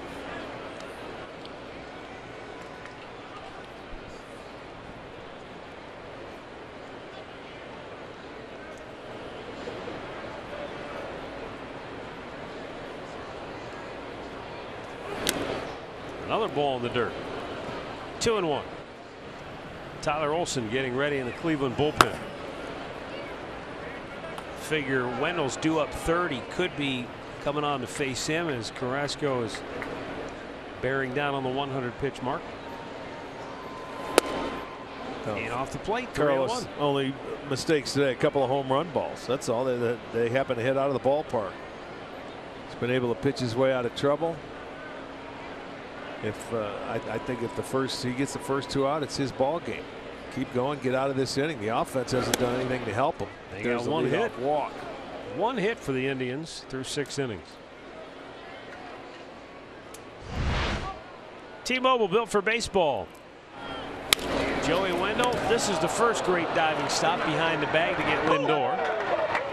Then the charge, bare hand grab and throw to get the fastest guy on the roster, Greg Allen. Folks, that's 3 plays that guys that can run that you have to get up quickly, get rid of the ball, and he's going away from the play. 3 really outstanding plays. Bunted by the catcher Moore, tagged out by Alonso. Sacrifice puts Gomez into scoring position, and now the aforementioned Wendell to the plate. He is 0 for 3 at the plate, but he is a perfect 3 for 3 defensively.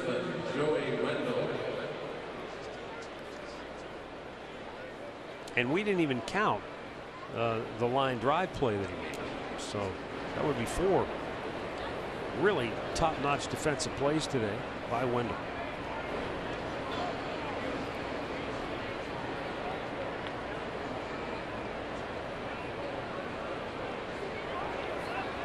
Like the old school bare hand, no gloves. Yeah. No batting gloves. Yeah, you Wendell. don't see many like that anymore. You know, but sometimes with that wrap that they have at the bottom of the bat that they use, the players do. His is just flat out tape. Some of them have that little padded wrap. Yeah. That makes it a little easier on your hands, but most players still use gloves, no question.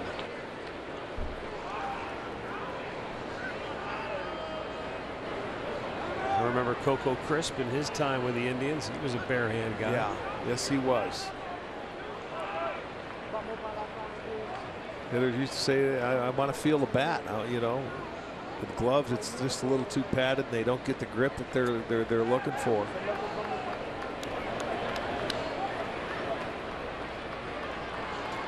The 0-1. Tried to dig it out, nothing in 2 the count. Can't build up the calluses as much either with you got the gloves, can you? Well, no, yeah, you can. As much as these guys hit nowadays, taking the batting practice, you can. That's probably a lot of your hands. You tear your hands up if you don't wear them sometimes as much as they hit.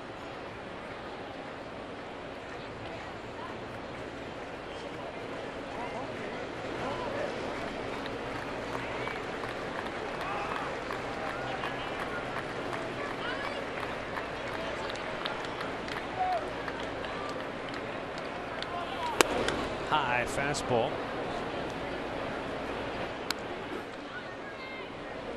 .66% strikes on the day. Well, he's got to give everything he has left in the tank here to get through this inning if he wants to stay around and try and get a win, because the bullpen's ready.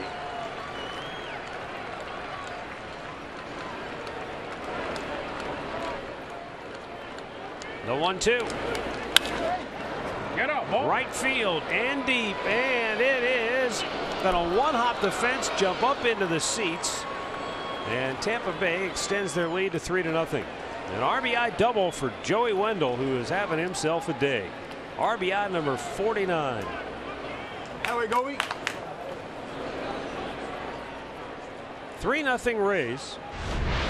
He had him down on the count. Well, he hit a good pitch. It was down below the strike zone, and he went down and picked up a pitch out of the strike zone and short hops the wall or gets it to bounce over the wall. Give him credit. That kid has had a great day. The former Indians farmhand traded to Oakland for Brandon Moss.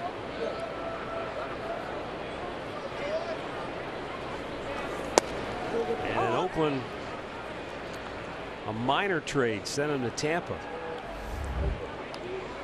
And now he is emerging as maybe a key piece in the future for the Rays, the way he's been playing defensively and offensively.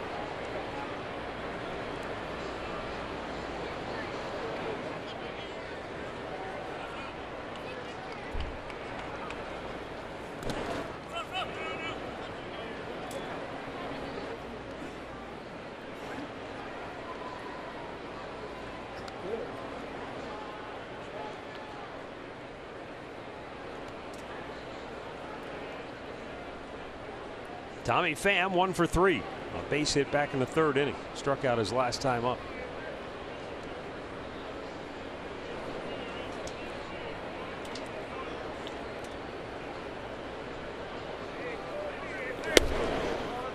Fastball just missed outside.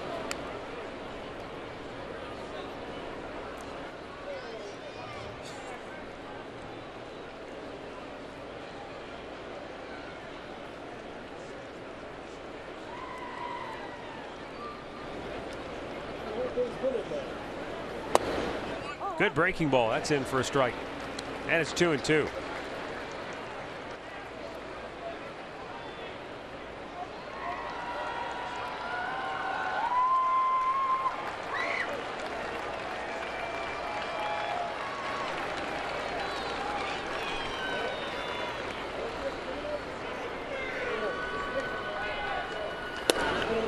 Just missed away.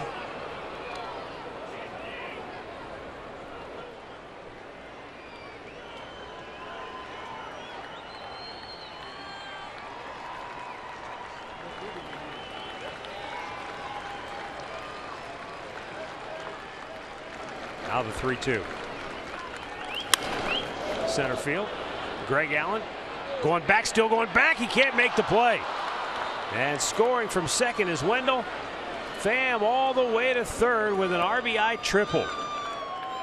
And it just like initially Greg Allen thought that was going to be a fairly routine play, and that ball took off on him. Yeah, he got burned on that ball. I mean, that was a ball that I think he was fooled by it.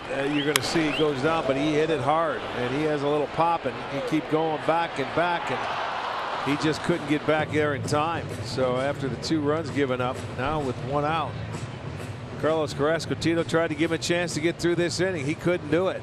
So it's time to go to the bullpen. It's now Tampa 4, Cleveland nothing. And the Cleveland Clinic call to the bullpen for Neil Ramirez when we come back.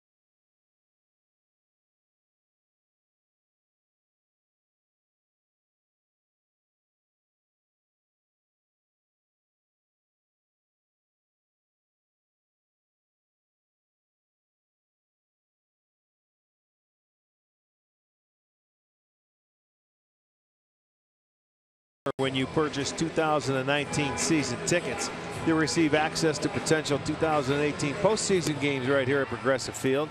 So place your deposit today and secure your place at Indians.com.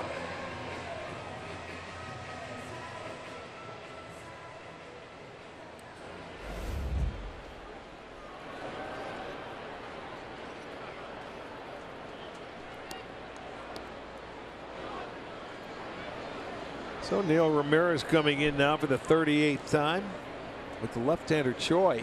It's interesting because he had the left-hander up in the bullpen, but chose to go to Ramirez. The infield will come in. And Choi fouls it back. He singled in the first, struck out in the third with a runner aboard, grounded out to end the 5th inning.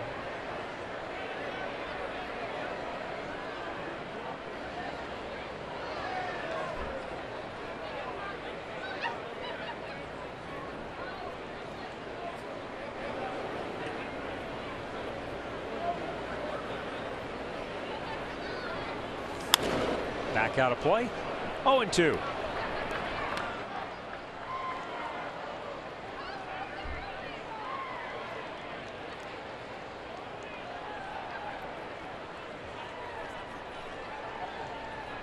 Chris Jimenez.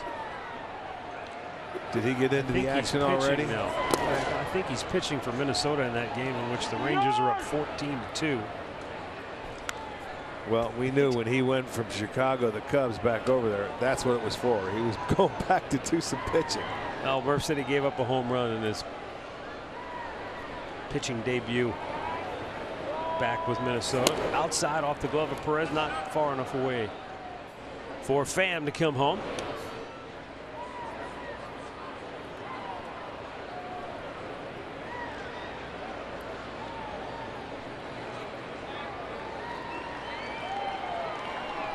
Neil Ramirez with a 2-ball 2-strike count on G-Man Choi. Infield in for the Indians. Tampa already up 4-0. Checks, it's low, 3-2. Well, good pitch, but he didn't bite. He recognized that pitch was not going to be a strike and took it.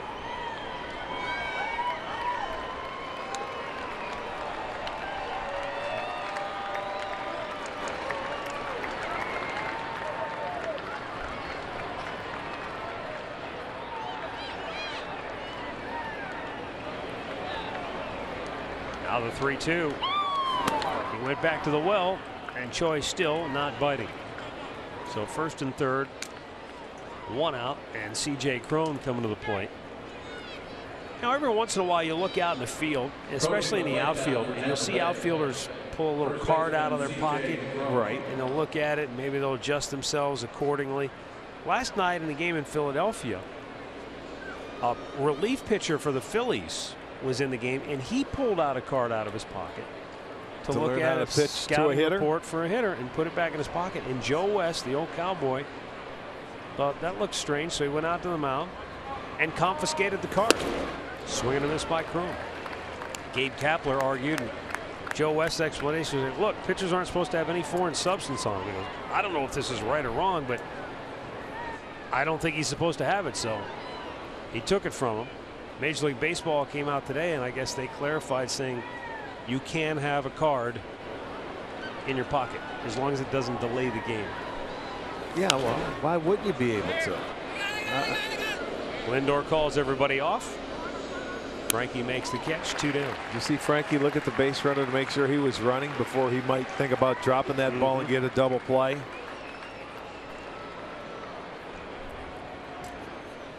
So good job to get Cron to pop up now. Get the second out of the inning. Going to bring up Brandon Lau.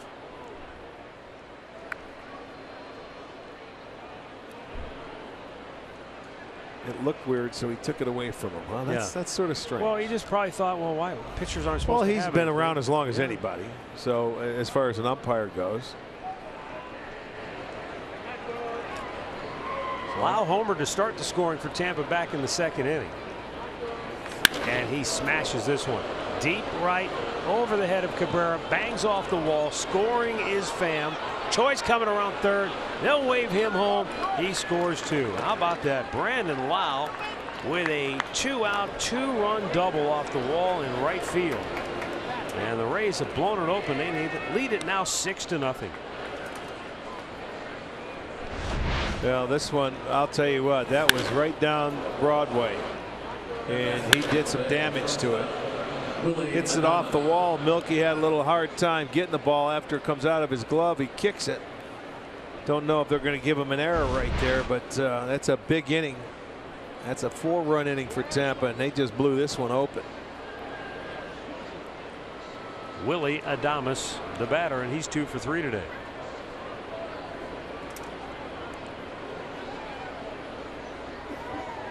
So for Carrasco, close the book on him. He gives up 6 1/3, 9 hits, 5 runs, a couple of walks, 9 strikeouts, and a couple of homers.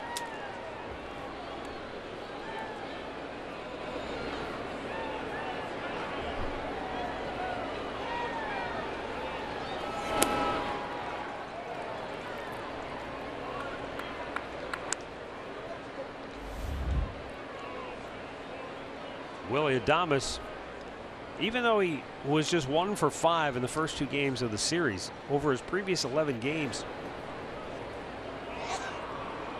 he had batted .316. So the youngster getting his opportunity with the Rays and making the most of it. Well, the Rays, they've been very tough today on first pitches. The 2 solo homers came on first pitches, and then that 2-run double right there. The last hitter. So the 3 hits that they have driven in 4 runs on the first pitch.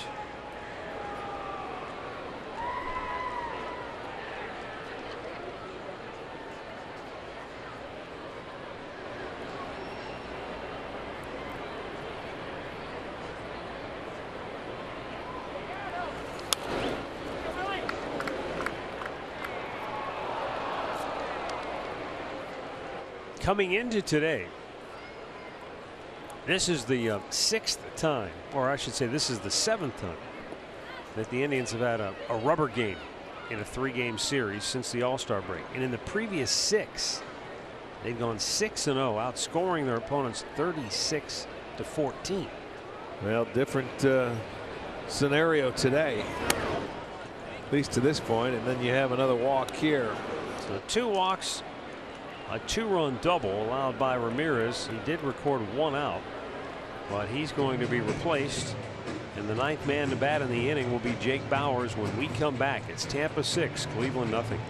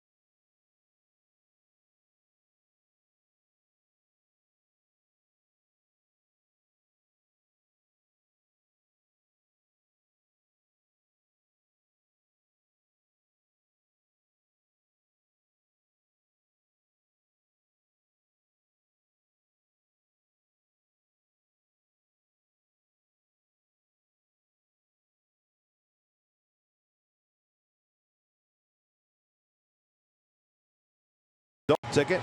Kids tickets are located in the family deck here at the ballpark and are only available at Indians.com/kids tickets. My man is getting after it right now. It's not even the 7th inning stretch yet. Look out, folks. Uh-oh. We got to have a dance-off. They were going head-to-head. Oh, man. That's pretty good entertainment right there.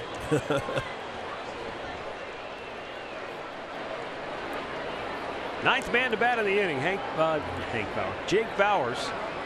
He's 0 for 2, struck out his last time up. 2 on, 2 out. Tyler Olson coming on out of the bullpen for the Indians' 3rd pitcher of the day. In fact, 3rd pitcher of the inning.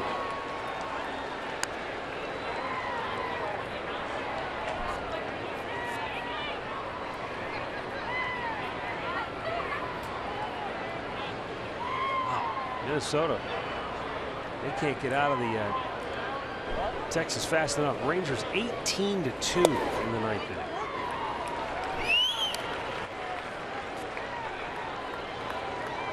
Well, they'll be swinging at first pitches so they can get out of there fast enough.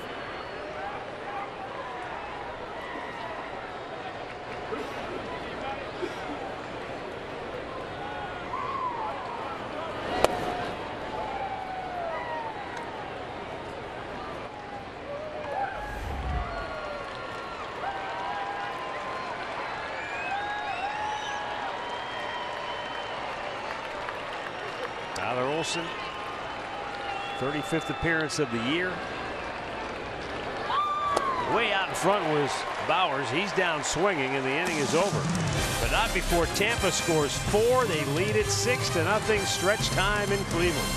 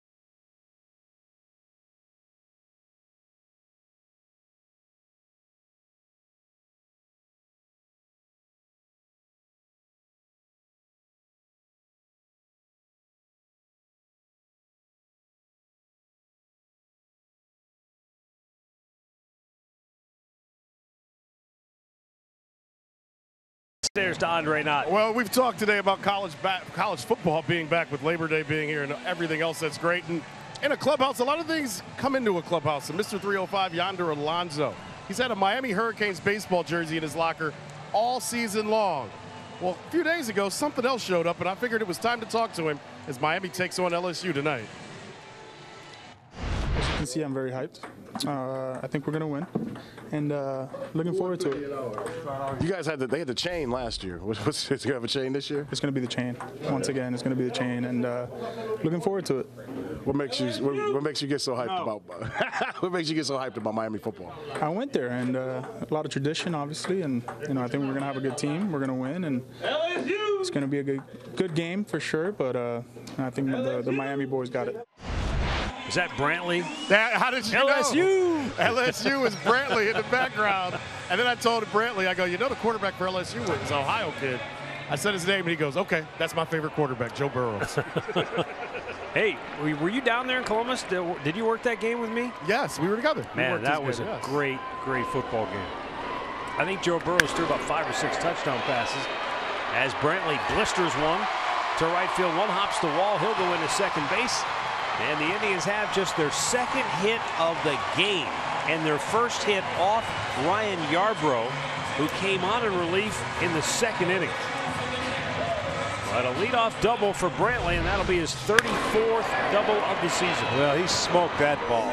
That one short hopped the wall. He thought that Gomez was going to play it, but it bounced over his head, so they enabled him to get to second base. So only the second hit, 105 off the bat of Brantley, 34th double this year, and the Indians got a lot of work to do.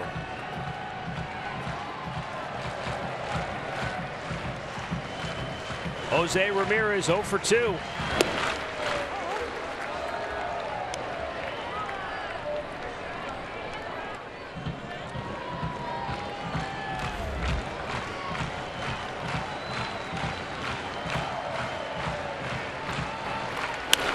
And a one-hopper, it gets by Cron. Well, that ball ate him up with the spin. Brantley comes home to score. The Indians are on the board. It's 6-1. I have to get another look at that to see, did Cron ever get leather on the ball? I don't know, but it had some spin, so let's take a look. I'm not sure he got any leather on it, Matt, because of that got inside, so he's going to have the reverse spin on the ball. Watch it hit, boom, and it ate him up. Wow, went right through him. It did, between his glove and his body. The run's going to score. I don't know if they're going to give it. It's just a straight up hit. So give Ramirez the hit, the RBI, and the Indians are on the board. Kevin Cash will go back to the bullpen. Another left-hander is coming on. It'll be Adam Kolarek when we come back.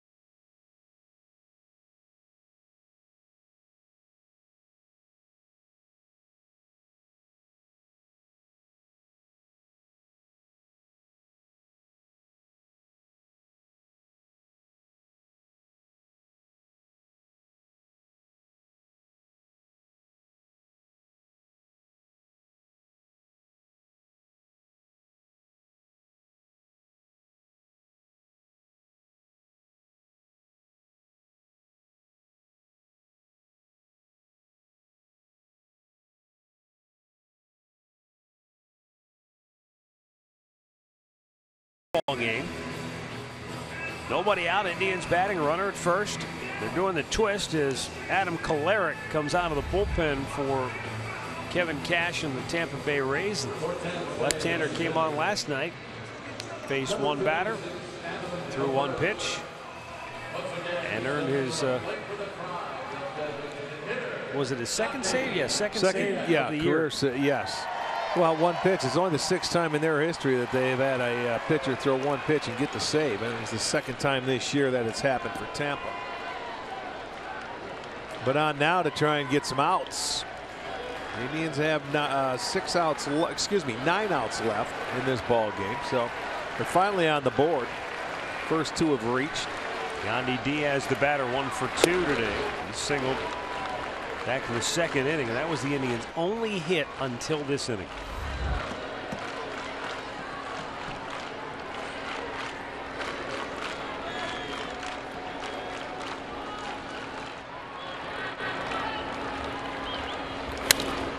Yandy shoots it the other way, high in the air. Gomez over, still going back, jumps up and makes the catch.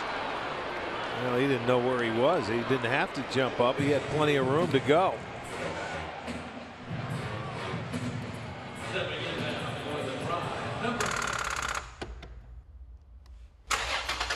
Start dead batteries with NOCO.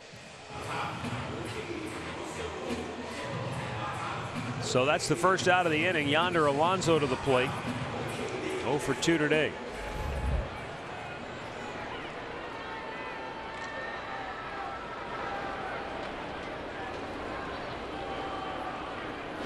Slings it up there way out of the zone. Ball 1. Yeah, different arm angles you can see that he's throwing. He doesn't stay at one spot. And it was Alonso that he was able to make the one pitch and get the out on in the 9th yesterday.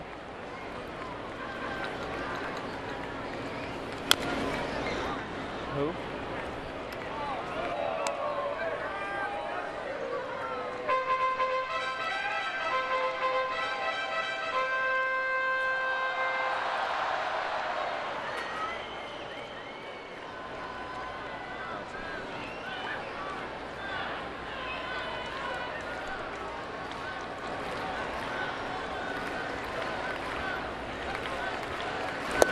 Slings it up there, but again, out of the zone. 2 balls and a strike.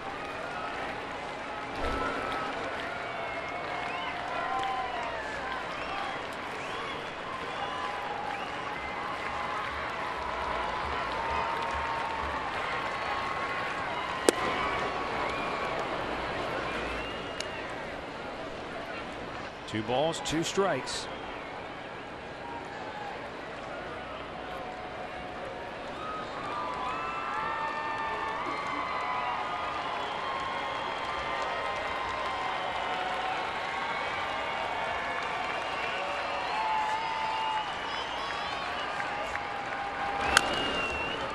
Is that foul?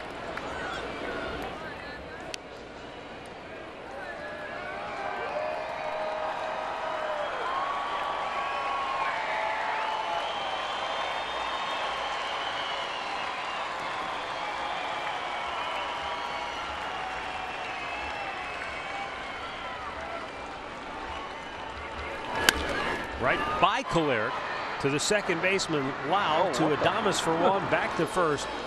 And an inning-ending double play. The Indians get on the board, but we go to the 8th. 6-1 Tampa.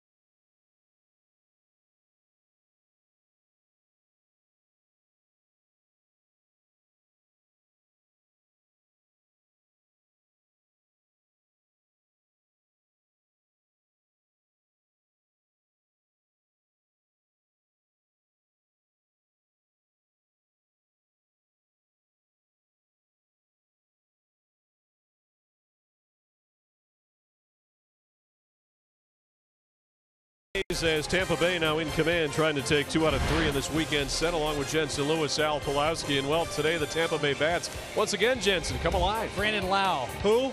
I mean, he's had a heck of a day. And the Tampa Bay Bats, I mean, that's been the story of this series. They've taken advantage of mistakes all weekend long. Did it again here this afternoon. Make sure you join us after the game for Indians Live, brought to you by Conrad's Tire Express and Total Car Care.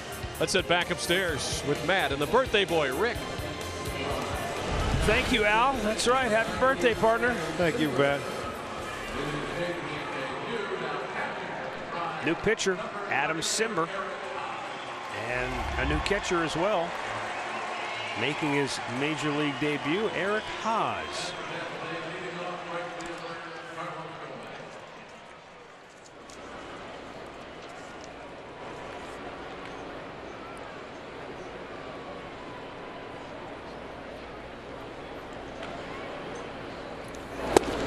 Swing and a miss by Gomez, who walked to lead off the 7th inning.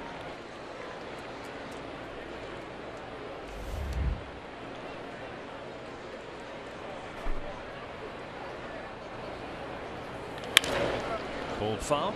Come on, Blue. Eric Haas, 25 years old. He was a 7th round pick back in 2011.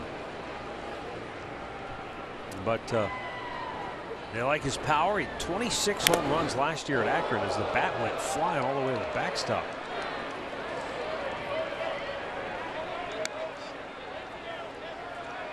This year at AAA, Haas had 24 doubles and 20 home runs in 120 games for the Clippers. 71 runs batted in.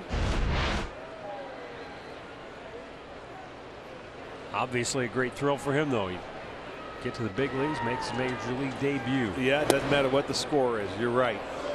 Get into that first game. It's a dream come true, man. So it's a good feeling for him back there right now, and he would like to have a 0 on the board.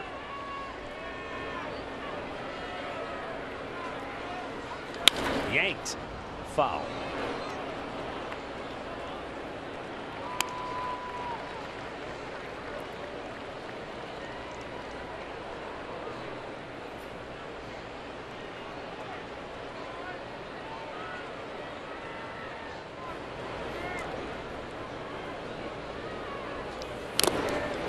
And yet another foul ball.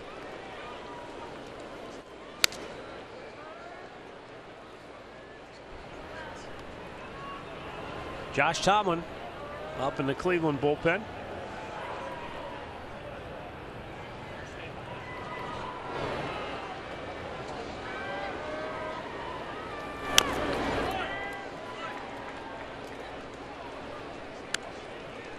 Well, he's thrown 7 pitches in this at bat, and I think what, 6 foul balls? 5.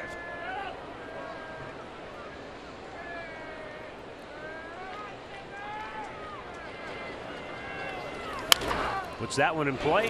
Kipnis with a backhand off balance throw, and it's not in time.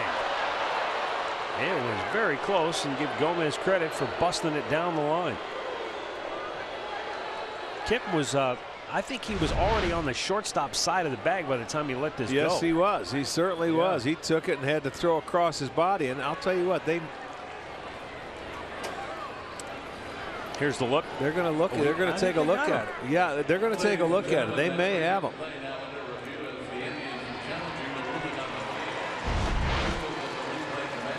That was he was on the shortstop side of the bag. He got rid of it, and it was awfully close. I mean, bang, bang. But from one angle, it looked like he might have had him. Crew chief Sam Holbrook on the right. First base umpire Chris Siegel, who made the calls on the left. Man, that is really, really close. But I think the ball gets to the glove before the foot touches the bat. Let's see. You got to break it down frame by frame. It looks like it. Ball, the foot hasn't been on the base. There it goes. But that's really close.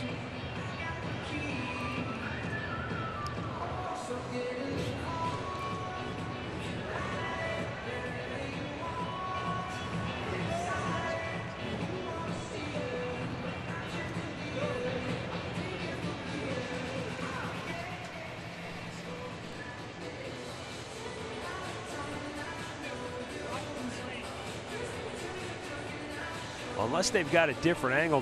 Part of the problem is that you couldn't really get a good look at Gomez's foot as far as when does it impact the bag. Here's a different angle. Oh, that's a good angle, and that is, boy, Arch, what do you think? That's about as close as you're ever Yeah, going to get. it really is. Either way you go, you know what? A lot of times we've seen that when it's this close, the call may stand, you know, because you have to have that conclusive evidence if you're going to overturn it. And if he called them safe, I would think the same way. I mean, if he called them out. Maybe it's wishful thinking, but I see enough there that it looks like the ball's in the glove just before he gets to the bag. Yeah, from the naked eye, I thought he was safe, but after that replay, there it is. It's good play by Jason Kipnis. Good job, guys. That was a good second look down the line. I think that was pretty definitive, even though it was by the slightest of margin. And a heck of a play by Kip. So one away for Adam Moore.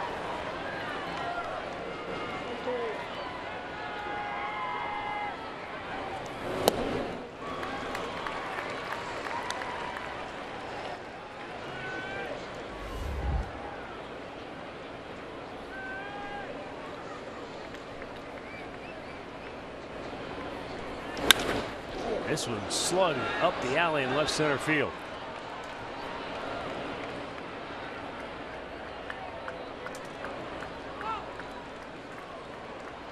That's the 11th hit now for Tampa, and they have 6 extra base hits. Miller Lite hold true moment. This was a big play at that time. It was 2-0. Runner at second, nobody out. There's the first out, and then the second on the great throw by Cabrera. A double play. Short-circuited what could have been a big rally then. As it turns out, it only put off the inevitable, which was Tampa Bay going back and scoring 4 times in the 7th inning. It's kind of like what they did last night. They scored 4 runs in the 6th last night, and it happened in a hurry. And that was pretty much all they needed.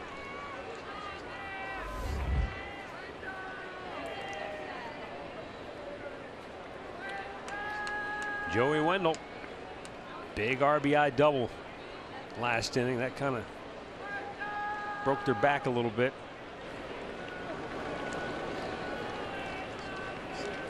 And he smacks another hit to left. Brantley has to play it back in his heels, but Moore, a catcher running, stops at third.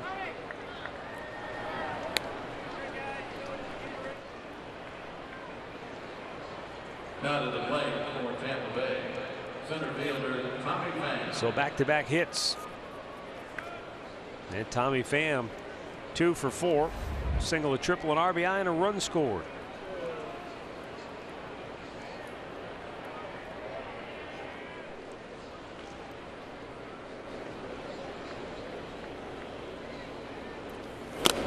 Glanced off the bat for a foul ball.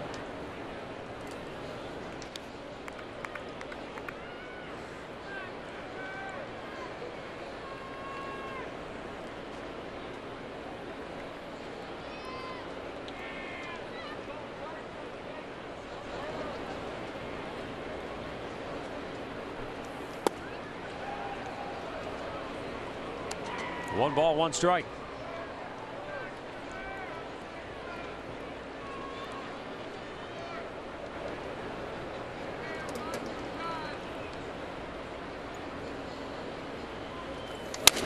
Broken bat bouncer foul.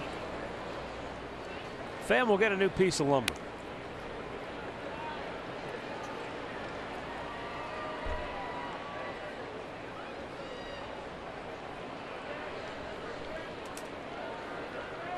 Simmer has thrown the 16 pitches you see there on the screen. 14 of them have been strikes. Well, Gomez had a boatload of foul balls that first at bat. Another broken bat bouncer. Alonso goes to second for the force there. Back to first. Double play ends the inning. That was a thing of beauty right there. Watch yonder Alonso wheel and fire a perfect strike to Lindor. The return throw in plenty of time.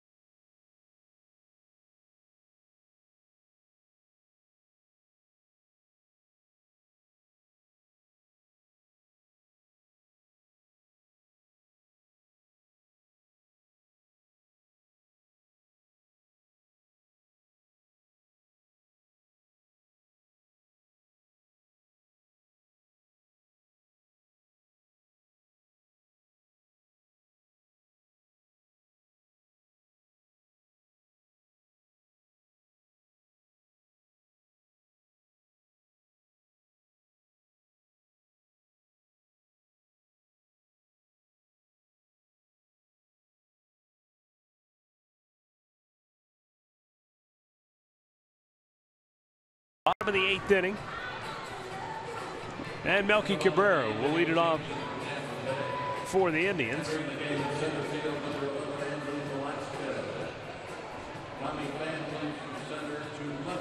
Melky, then Jason Kipnis, and Eric Haas will get his first major league at bat.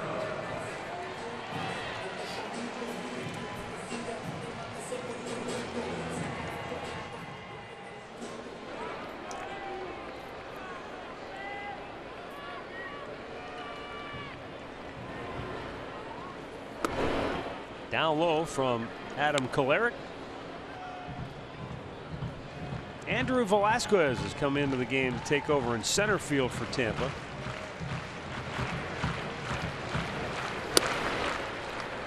And Tommy Pham moves from center field over to left.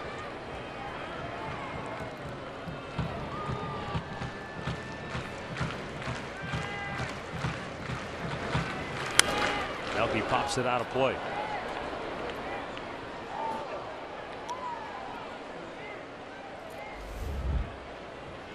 Oh, and this is the major league debut for Andrew Velasquez, by the way. So how about that? We got a couple of guys making their major league debut in the same inning. Eric Haas for the Indians, and now Andrew Velasquez for Tampa.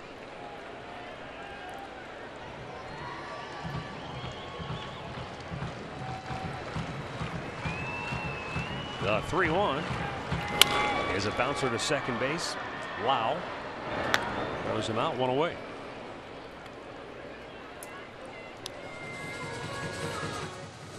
Take a look at our player profile brought to you by Levin Furniture.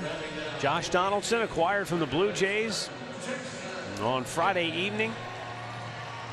As Chris Antonetti told us earlier, it was wrapped up around 11 p.m. He was the MVP of the league 3 years ago. This year, though, injuries have really throttled his season. Last played on May 28th, but visited with Andre before the ball game, and he sounds really upbeat. He feels like he's healthy and can't wait to get going. Bouncer. What a grab made by the pitcher. Kolarek, and then he flips it over the head of Crone, and Kipnis will go to second base. Isn't that crazy? He makes the incredible play and botches the easy. Yeah, he makes a catch. The timing of the play was beautiful, and it's just an easy flip. But then he flips it over the head of Crone. Now he gathered himself. It's just too high, too close to the first base. You know, sometimes the easier you try and do it, that's got to go as an error. Yeah, that's where you want to go with the underhand flip. Yeah.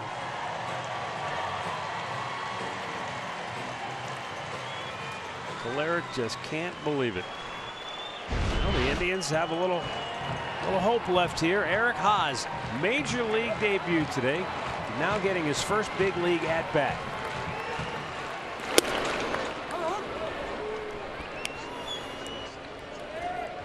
Haas grew up in Michigan, out of Dearborn, and when he graduated, he was named Mr. Baseball in the state of Michigan. Out of high school. Well, we had a chance to see him a little bit in spring training. He swings it hard. Yes, he does. I mean, he's a guy that he can catch and throw. He has some power.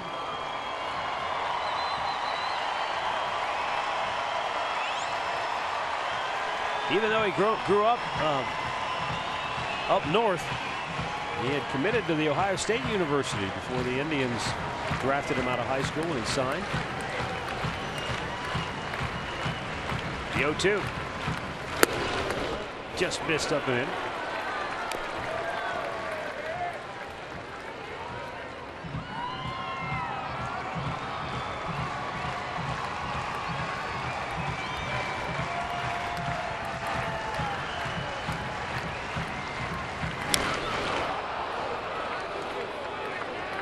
A piece of it stays alive.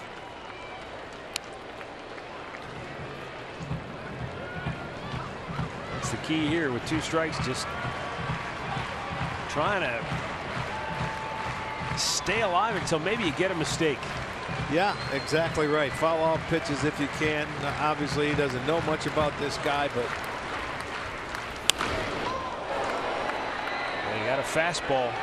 It was in tight. He's battling it. Be a good time to get that first major league hit, your first at bat. Weren't expecting on playing today, I'm sure.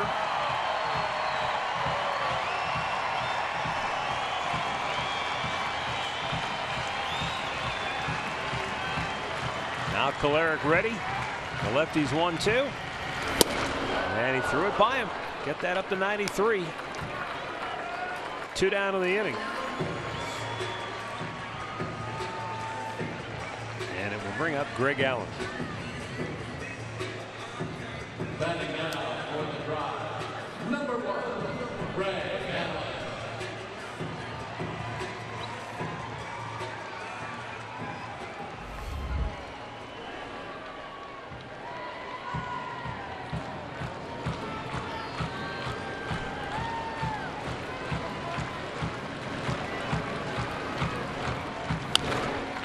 Foul up the first base side. For Adam Kolarek, the lefty for Tampa. Obviously a kind of a funky look, and that's what Kevin Cash really likes about him. He said, I think he's a guy that we can really use in lefty-lefty matchups because he is that unusual delivery. But here's a young man whose dad was a baseball player. He was in the Oakland A's organization from 1976 to 1979. Never got an opportunity to play in the big leagues. He said that the closest I got was spring training. I got a nice pair of shower shoes, and that was it. I was going to say, I don't remember him, but he never made it to the big leagues. But he said that compared to what his son's accomplished, he could care less. You know, that's pretty cool. Yeah. The 1-1. Allen pops it up. Foul. Or no, it's going to be inside the line. It's in fair ground. And Gomez makes the catch to end the inning. So we'll go to the ninth. 6-1 Tampa.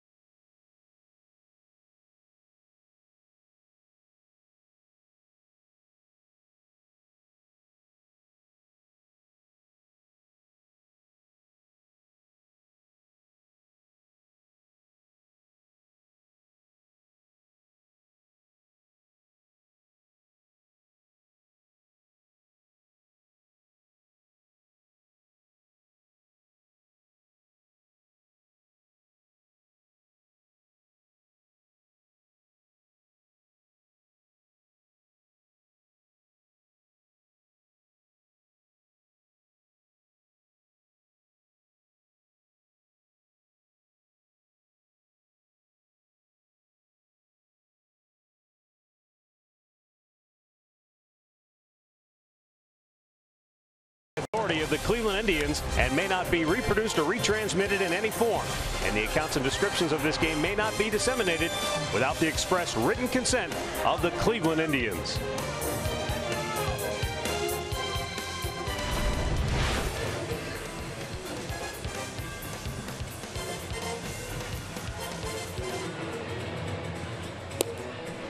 Heritage Park here at Progressive Field. Josh Tomlin will come on to pitch for the Indians here in the ninth. They drive down 6-1.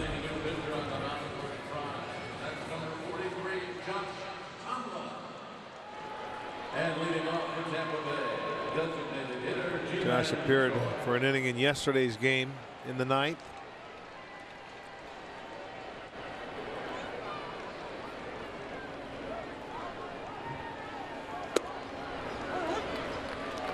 G-Man Choi, 1 for 3 today. He singled in the first, struck out, ground out, then he walked and scored in the 4-run seventh.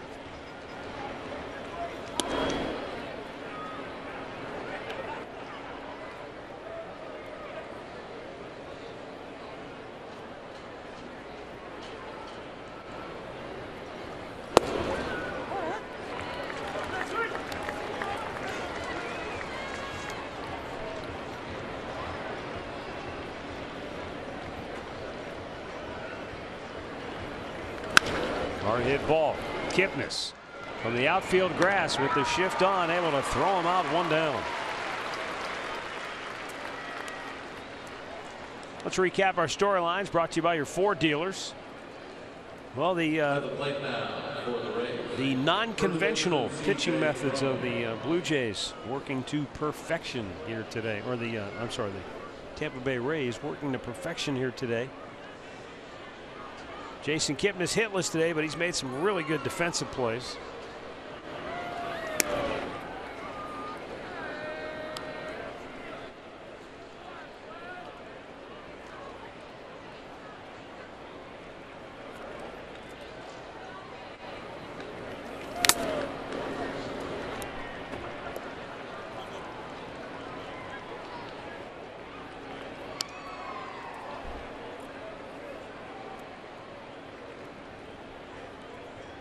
Tampa Bay will head to Toronto to play the Blue Jays the next 3 games. They had one of their weird schedules this year where they didn't see the Blue Jays in Toronto until their last road trip. Now they're finishing it off this one, and then they're going to end the season in Toronto. Yeah. And the Indians, of course, will play 3 against Kansas City Monday, Tuesday, Wednesday. Then they'll go to Toronto for 4 and then to Tampa for 3. 2 balls and 2 strikes.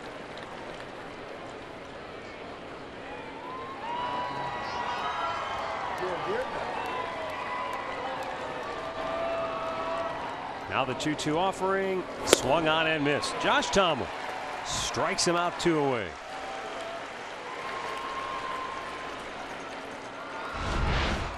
Come back with a good curveball. Slow it down for him. You can see out in front. Can't wait back on it, and Tomlin gets the strikeout. And well, here's Brandon Lau.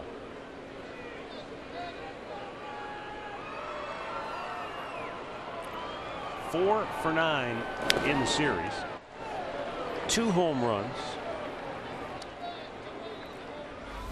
And his 2-run double in the 7th capped a 4-run rally for the Rays.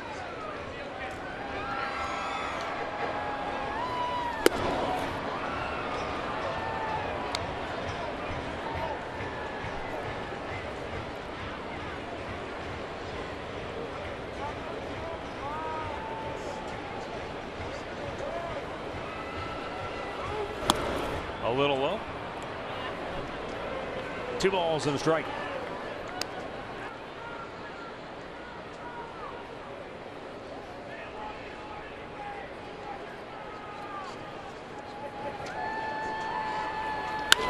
Ripped to right, and another hit for Lau.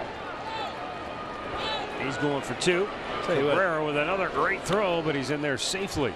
This kid has swung the bat well today. He's looked pretty darn good. Even that double play he hit into, that was on the Melky throw to third base, but there's a hanging breaking ball there, or a cutter, that he ropes down to right field. So that's his third hit. He has a home run and 3 RBIs and 2 doubles. Willie Adames 2 for 3, 2 singles on the day.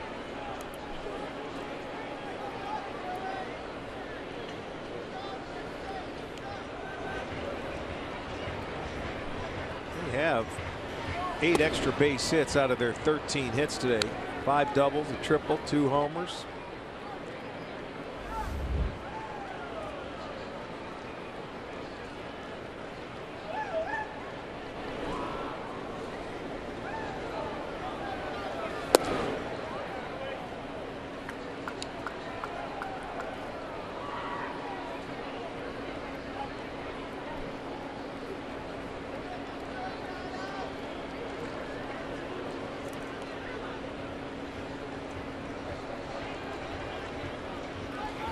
Rip to third, but foul. 2 balls and a strike.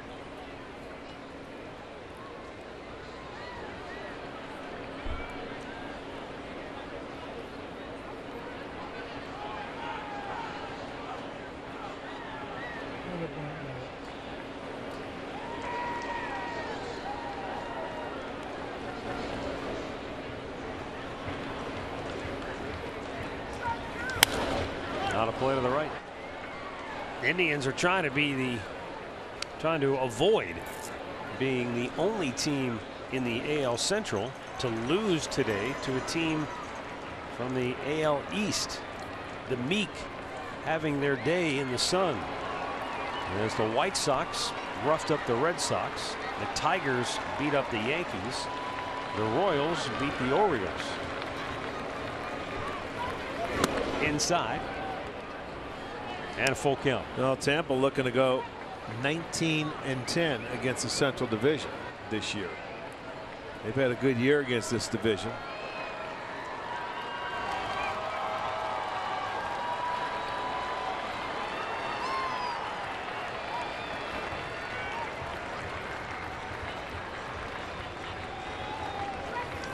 That would mean only the Yankees have more wins in the Central than Tampa. Yankees came in 22-8 in the division. Yes, they would. They lost, so they're 22-9.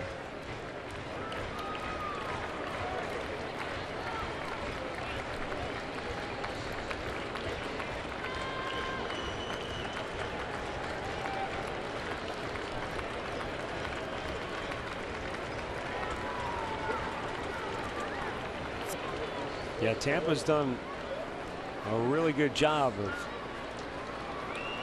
staying competitive in a very tough division. Unfortunately for them, they're still 8 games out on the wild card race. Yeah, that's the frustrating thing for them. High fly ball. Deep to right. Back is Melky.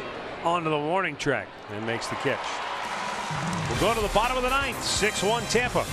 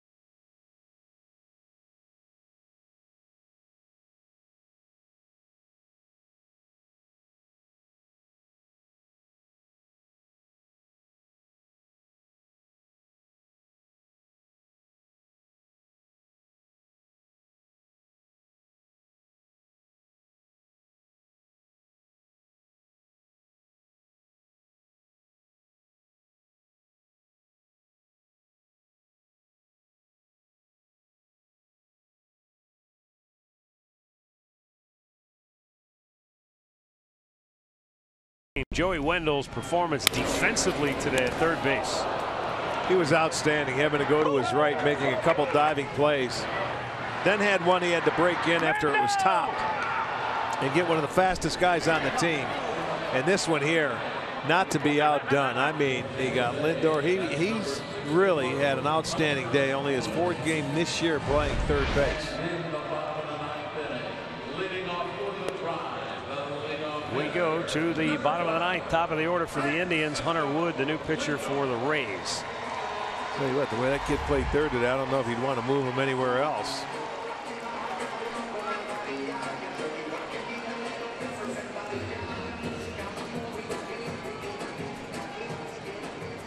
Tampa Bay just continues to parade hard throwers out of their bullpen.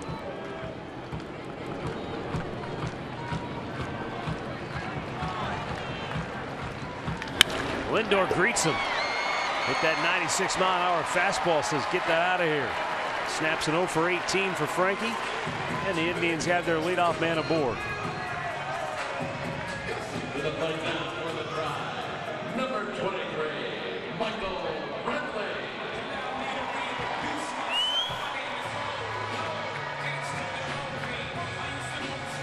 Up comes Michael Brantley. He's 1 for 3, doubled and scored the Indians' only run in this game in the 7th inning.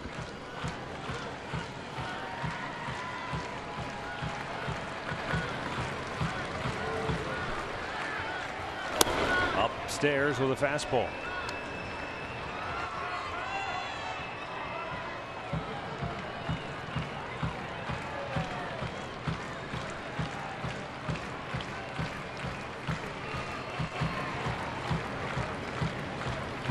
Bouncing ball, first base, fair ball. Tags the bag, throws to second. It's wide of the mark. So 1 down, Lindor in the scoring position. Boy, Tampa has played great defensively. That's a second very nice play Cronus made, too. This ball down the line for a double. Look at, he shuffles off and comes back.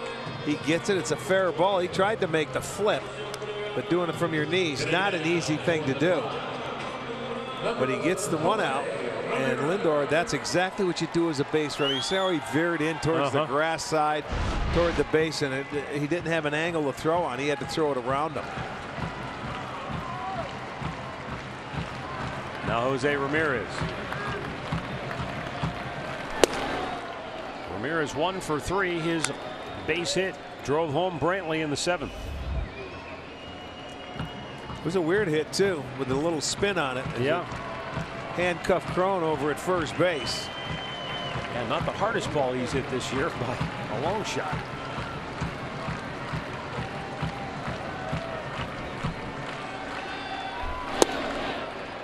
Two and 0.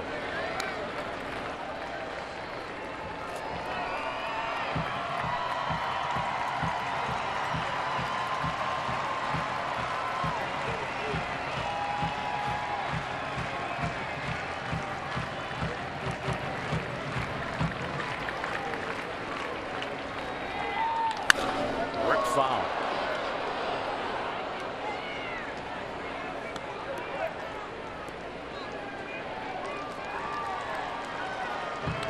Oakland won at home. They beat Seattle 8-2. They'll keep the heat on Houston. The Astros began the day 2.5 games up in the AL West. Houston hosting the Angels in about an hour.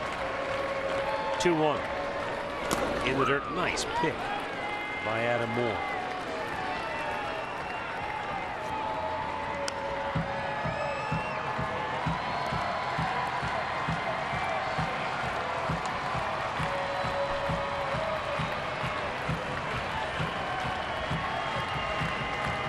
(6-1) Tampa, bottom of the 9th.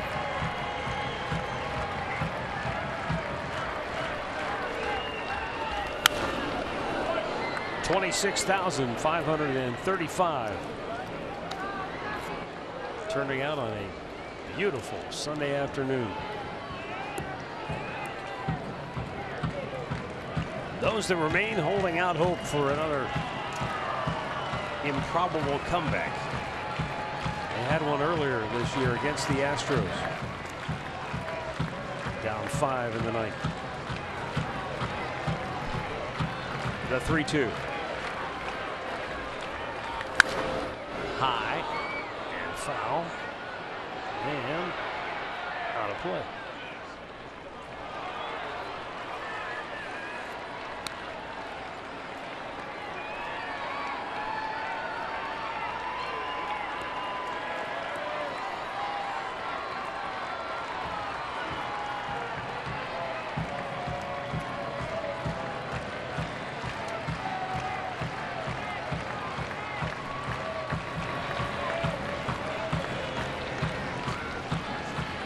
Hunterwood fires, it's low. And the Indians have their second base runner of the inning on the 1-out walk. Tampa's bullpen is busy. They got a lefty and a righty, both of them, and getting loose. Josh Donaldson was in the middle of your picture there. As you now take a look at the two relievers.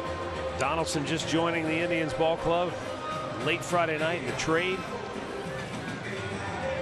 We had Chris Antonetti, Indians team president, on earlier.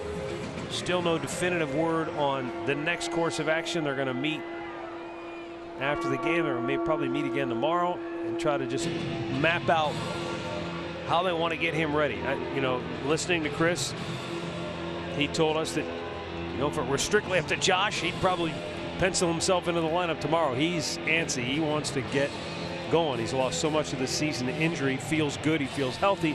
But the Indians, they want to build him up, and they need to make sure that Ramirez is comfortable move. You don't want to just throw him over there. Yeah, well, and with Donaldson, I'm sure he's got a he wants to play against Toronto. He wants to play against Toronto, but he said he got here early and he did that workout that we saw earlier today to prove to the trainers, to everyone else, that he's closer than they think. And Tito told me it's going to be tough to keep him off the diamond because he wants to play. Andre, you had what, two rehab games? Played in 6 innings and one. He basically played a game and a half so far down in Florida. And you guys talked to Chris about it. You don't want to send him back to the minors, but he wants, we'll see how this goes. Yeah. He wants to play, I can tell you that. And he wants to prove some stuff to people still. Line drive, base hit up the middle. Lindor coming around third. He will score. Ramirez stops at second. Second hit of the inning. And the Indians have made it a 6-2 game as Yandy Diaz collects his second hit of this late afternoon affair.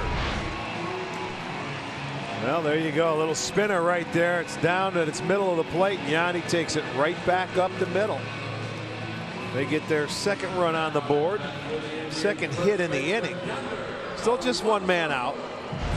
Need one more man to reach for them to get the tying run to the plate. Kevin Cash is trying to signal to the bullpen. I don't know if the phones are down or what, but he's trying to see if he wants to know if his big left-hander's ready. Pitchers are ready.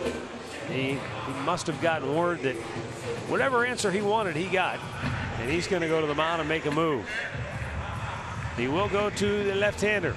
Alvarado will be coming on when we come back.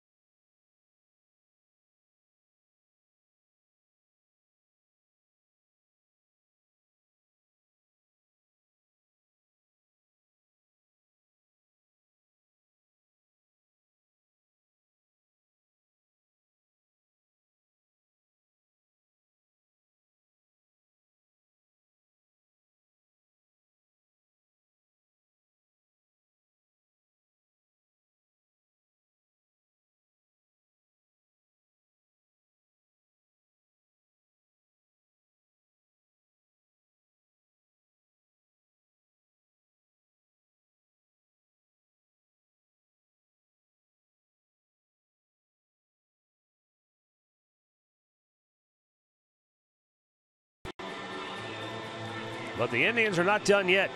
A run in, 2 on, 1 out in the bottom of the 9th, and now lefty Jose Alvarado is summoned from the bullpen, with left-handed hitting Yonder Alonso coming up for Cleveland. Alvarado is out of Venezuela. He is 6'2", almost 250 pounds. And he's having a very good season. You saw the 2.22 ERA. Well, big arm.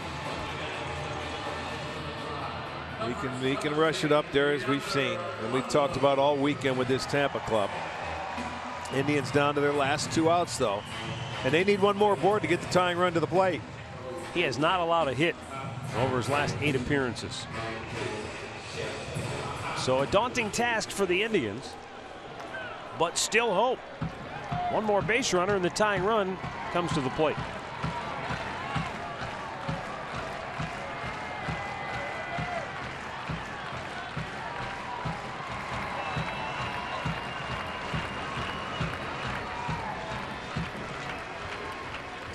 High fastball, 1-0. Yeah, all the matter, can this guy get in the zone? Sometimes he can get a little bit out of whack with his mechanics. That's what you need. Maybe a walk or something to get you going to get that run, the tying run to the plate. And then you never know. There's a good overhand fastball at 94 on the outside corner, 1-1.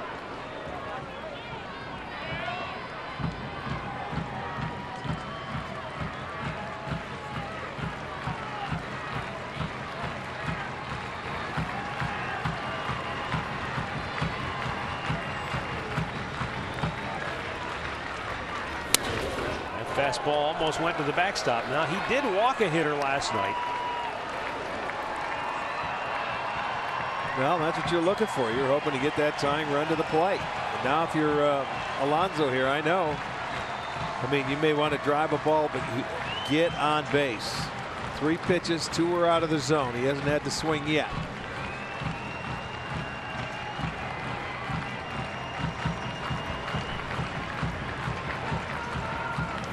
Alonso reaching for it, pulls it foul, 96 miles an hour, and it's 2-2.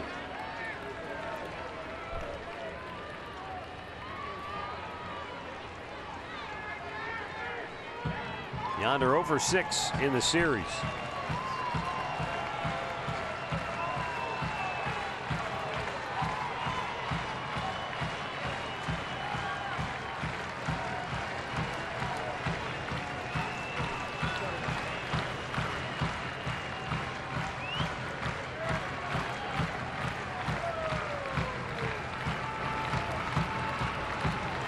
Now the 2-2. Bouncing ball foul.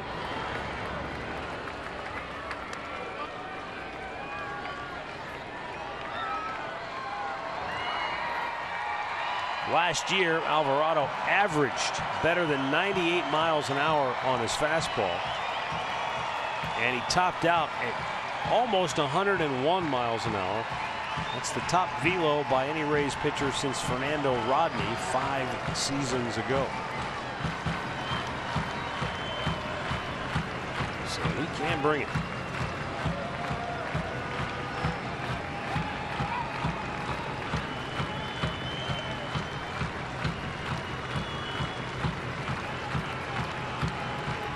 The 2-2. Oh, and that was nasty at 84 miles an hour after you're looking at 98, and then yeah, slowed it down on him. A slow hook for out number 2. And Moore wanted to call that pitch. He stepped off, and I think he wanted to stay with that slider because it was all fastballs. And that's what you do. If you take it off and you can throw it for a strike, you can see the hitter really had no chance when he speeds up the swing and the bat, and then you drop that pitch in there. No chance. Melky Cabrera 0 for 3.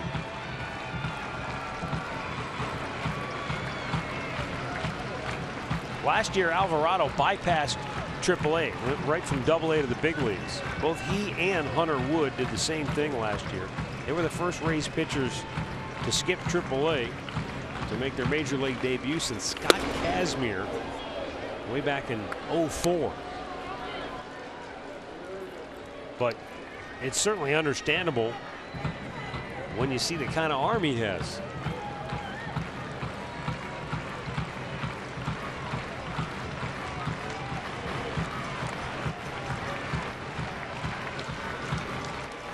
Cabrera yanks it fair down the left field line all the way down into the corner. Ramirez scores. Here comes Yandy Diaz. He runs through the stop sign. Throw to the plate, not in time. Melky Cabrera, a 2-out, 2-run double, and we still have a ball game here in Cleveland.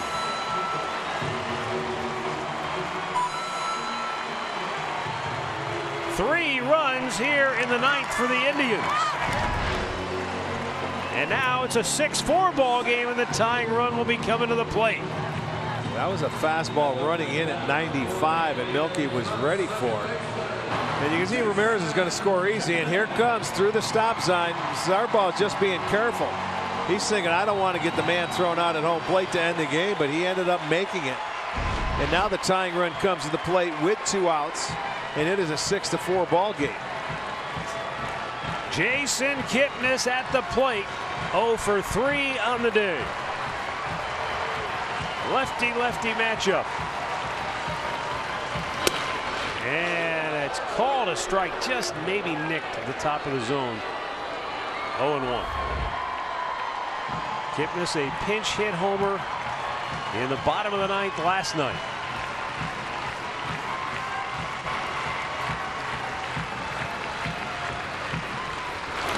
In the dirt. And it's 1-1.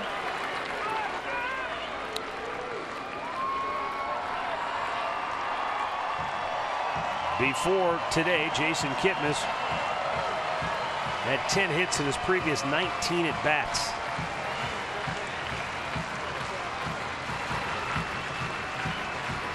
He's been hot. Up high, 2-1. Now Adam Moore goes out for a visit.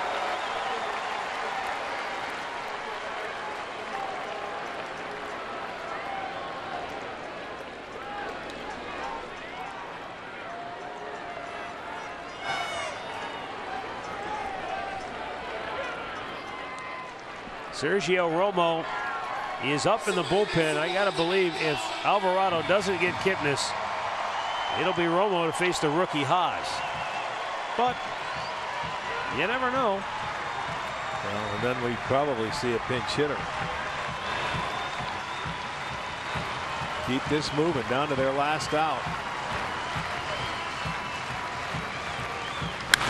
Kipnis pops it foul and out of play.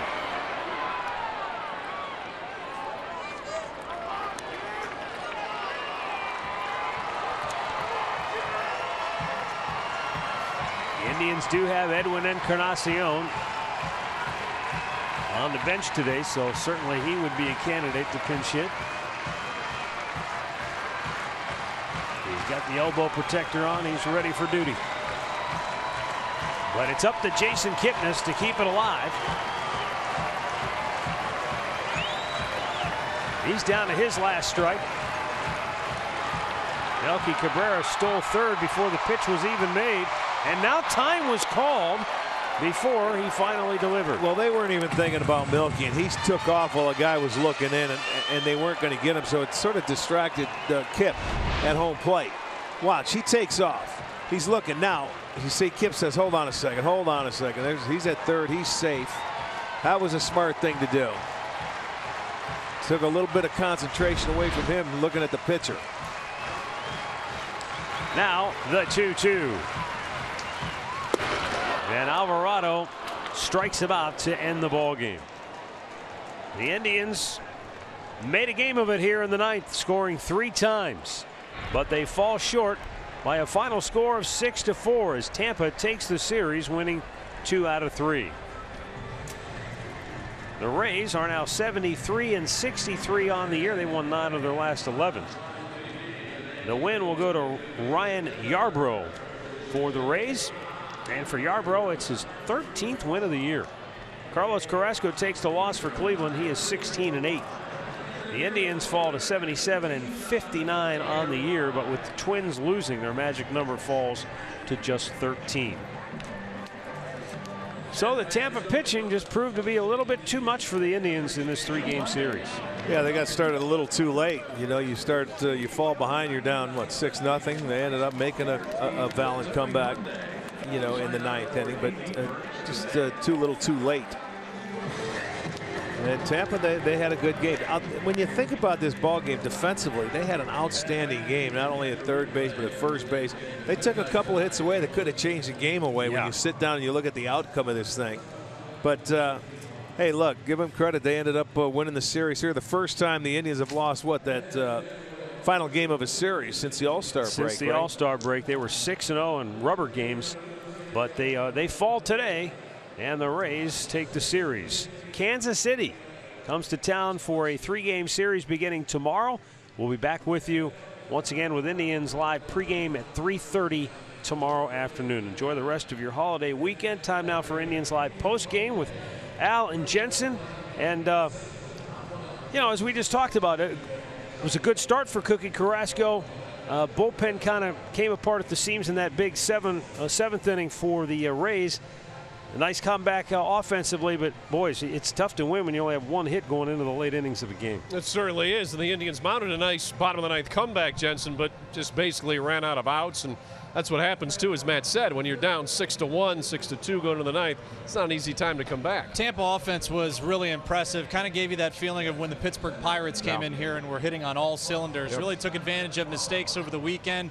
And again, now the Indians, you come in and you're playing another divisional opponent against Kansas City. Kansas City handled them on this previous road trip. Got to be able to regroup tomorrow. Another 4 o'clock start.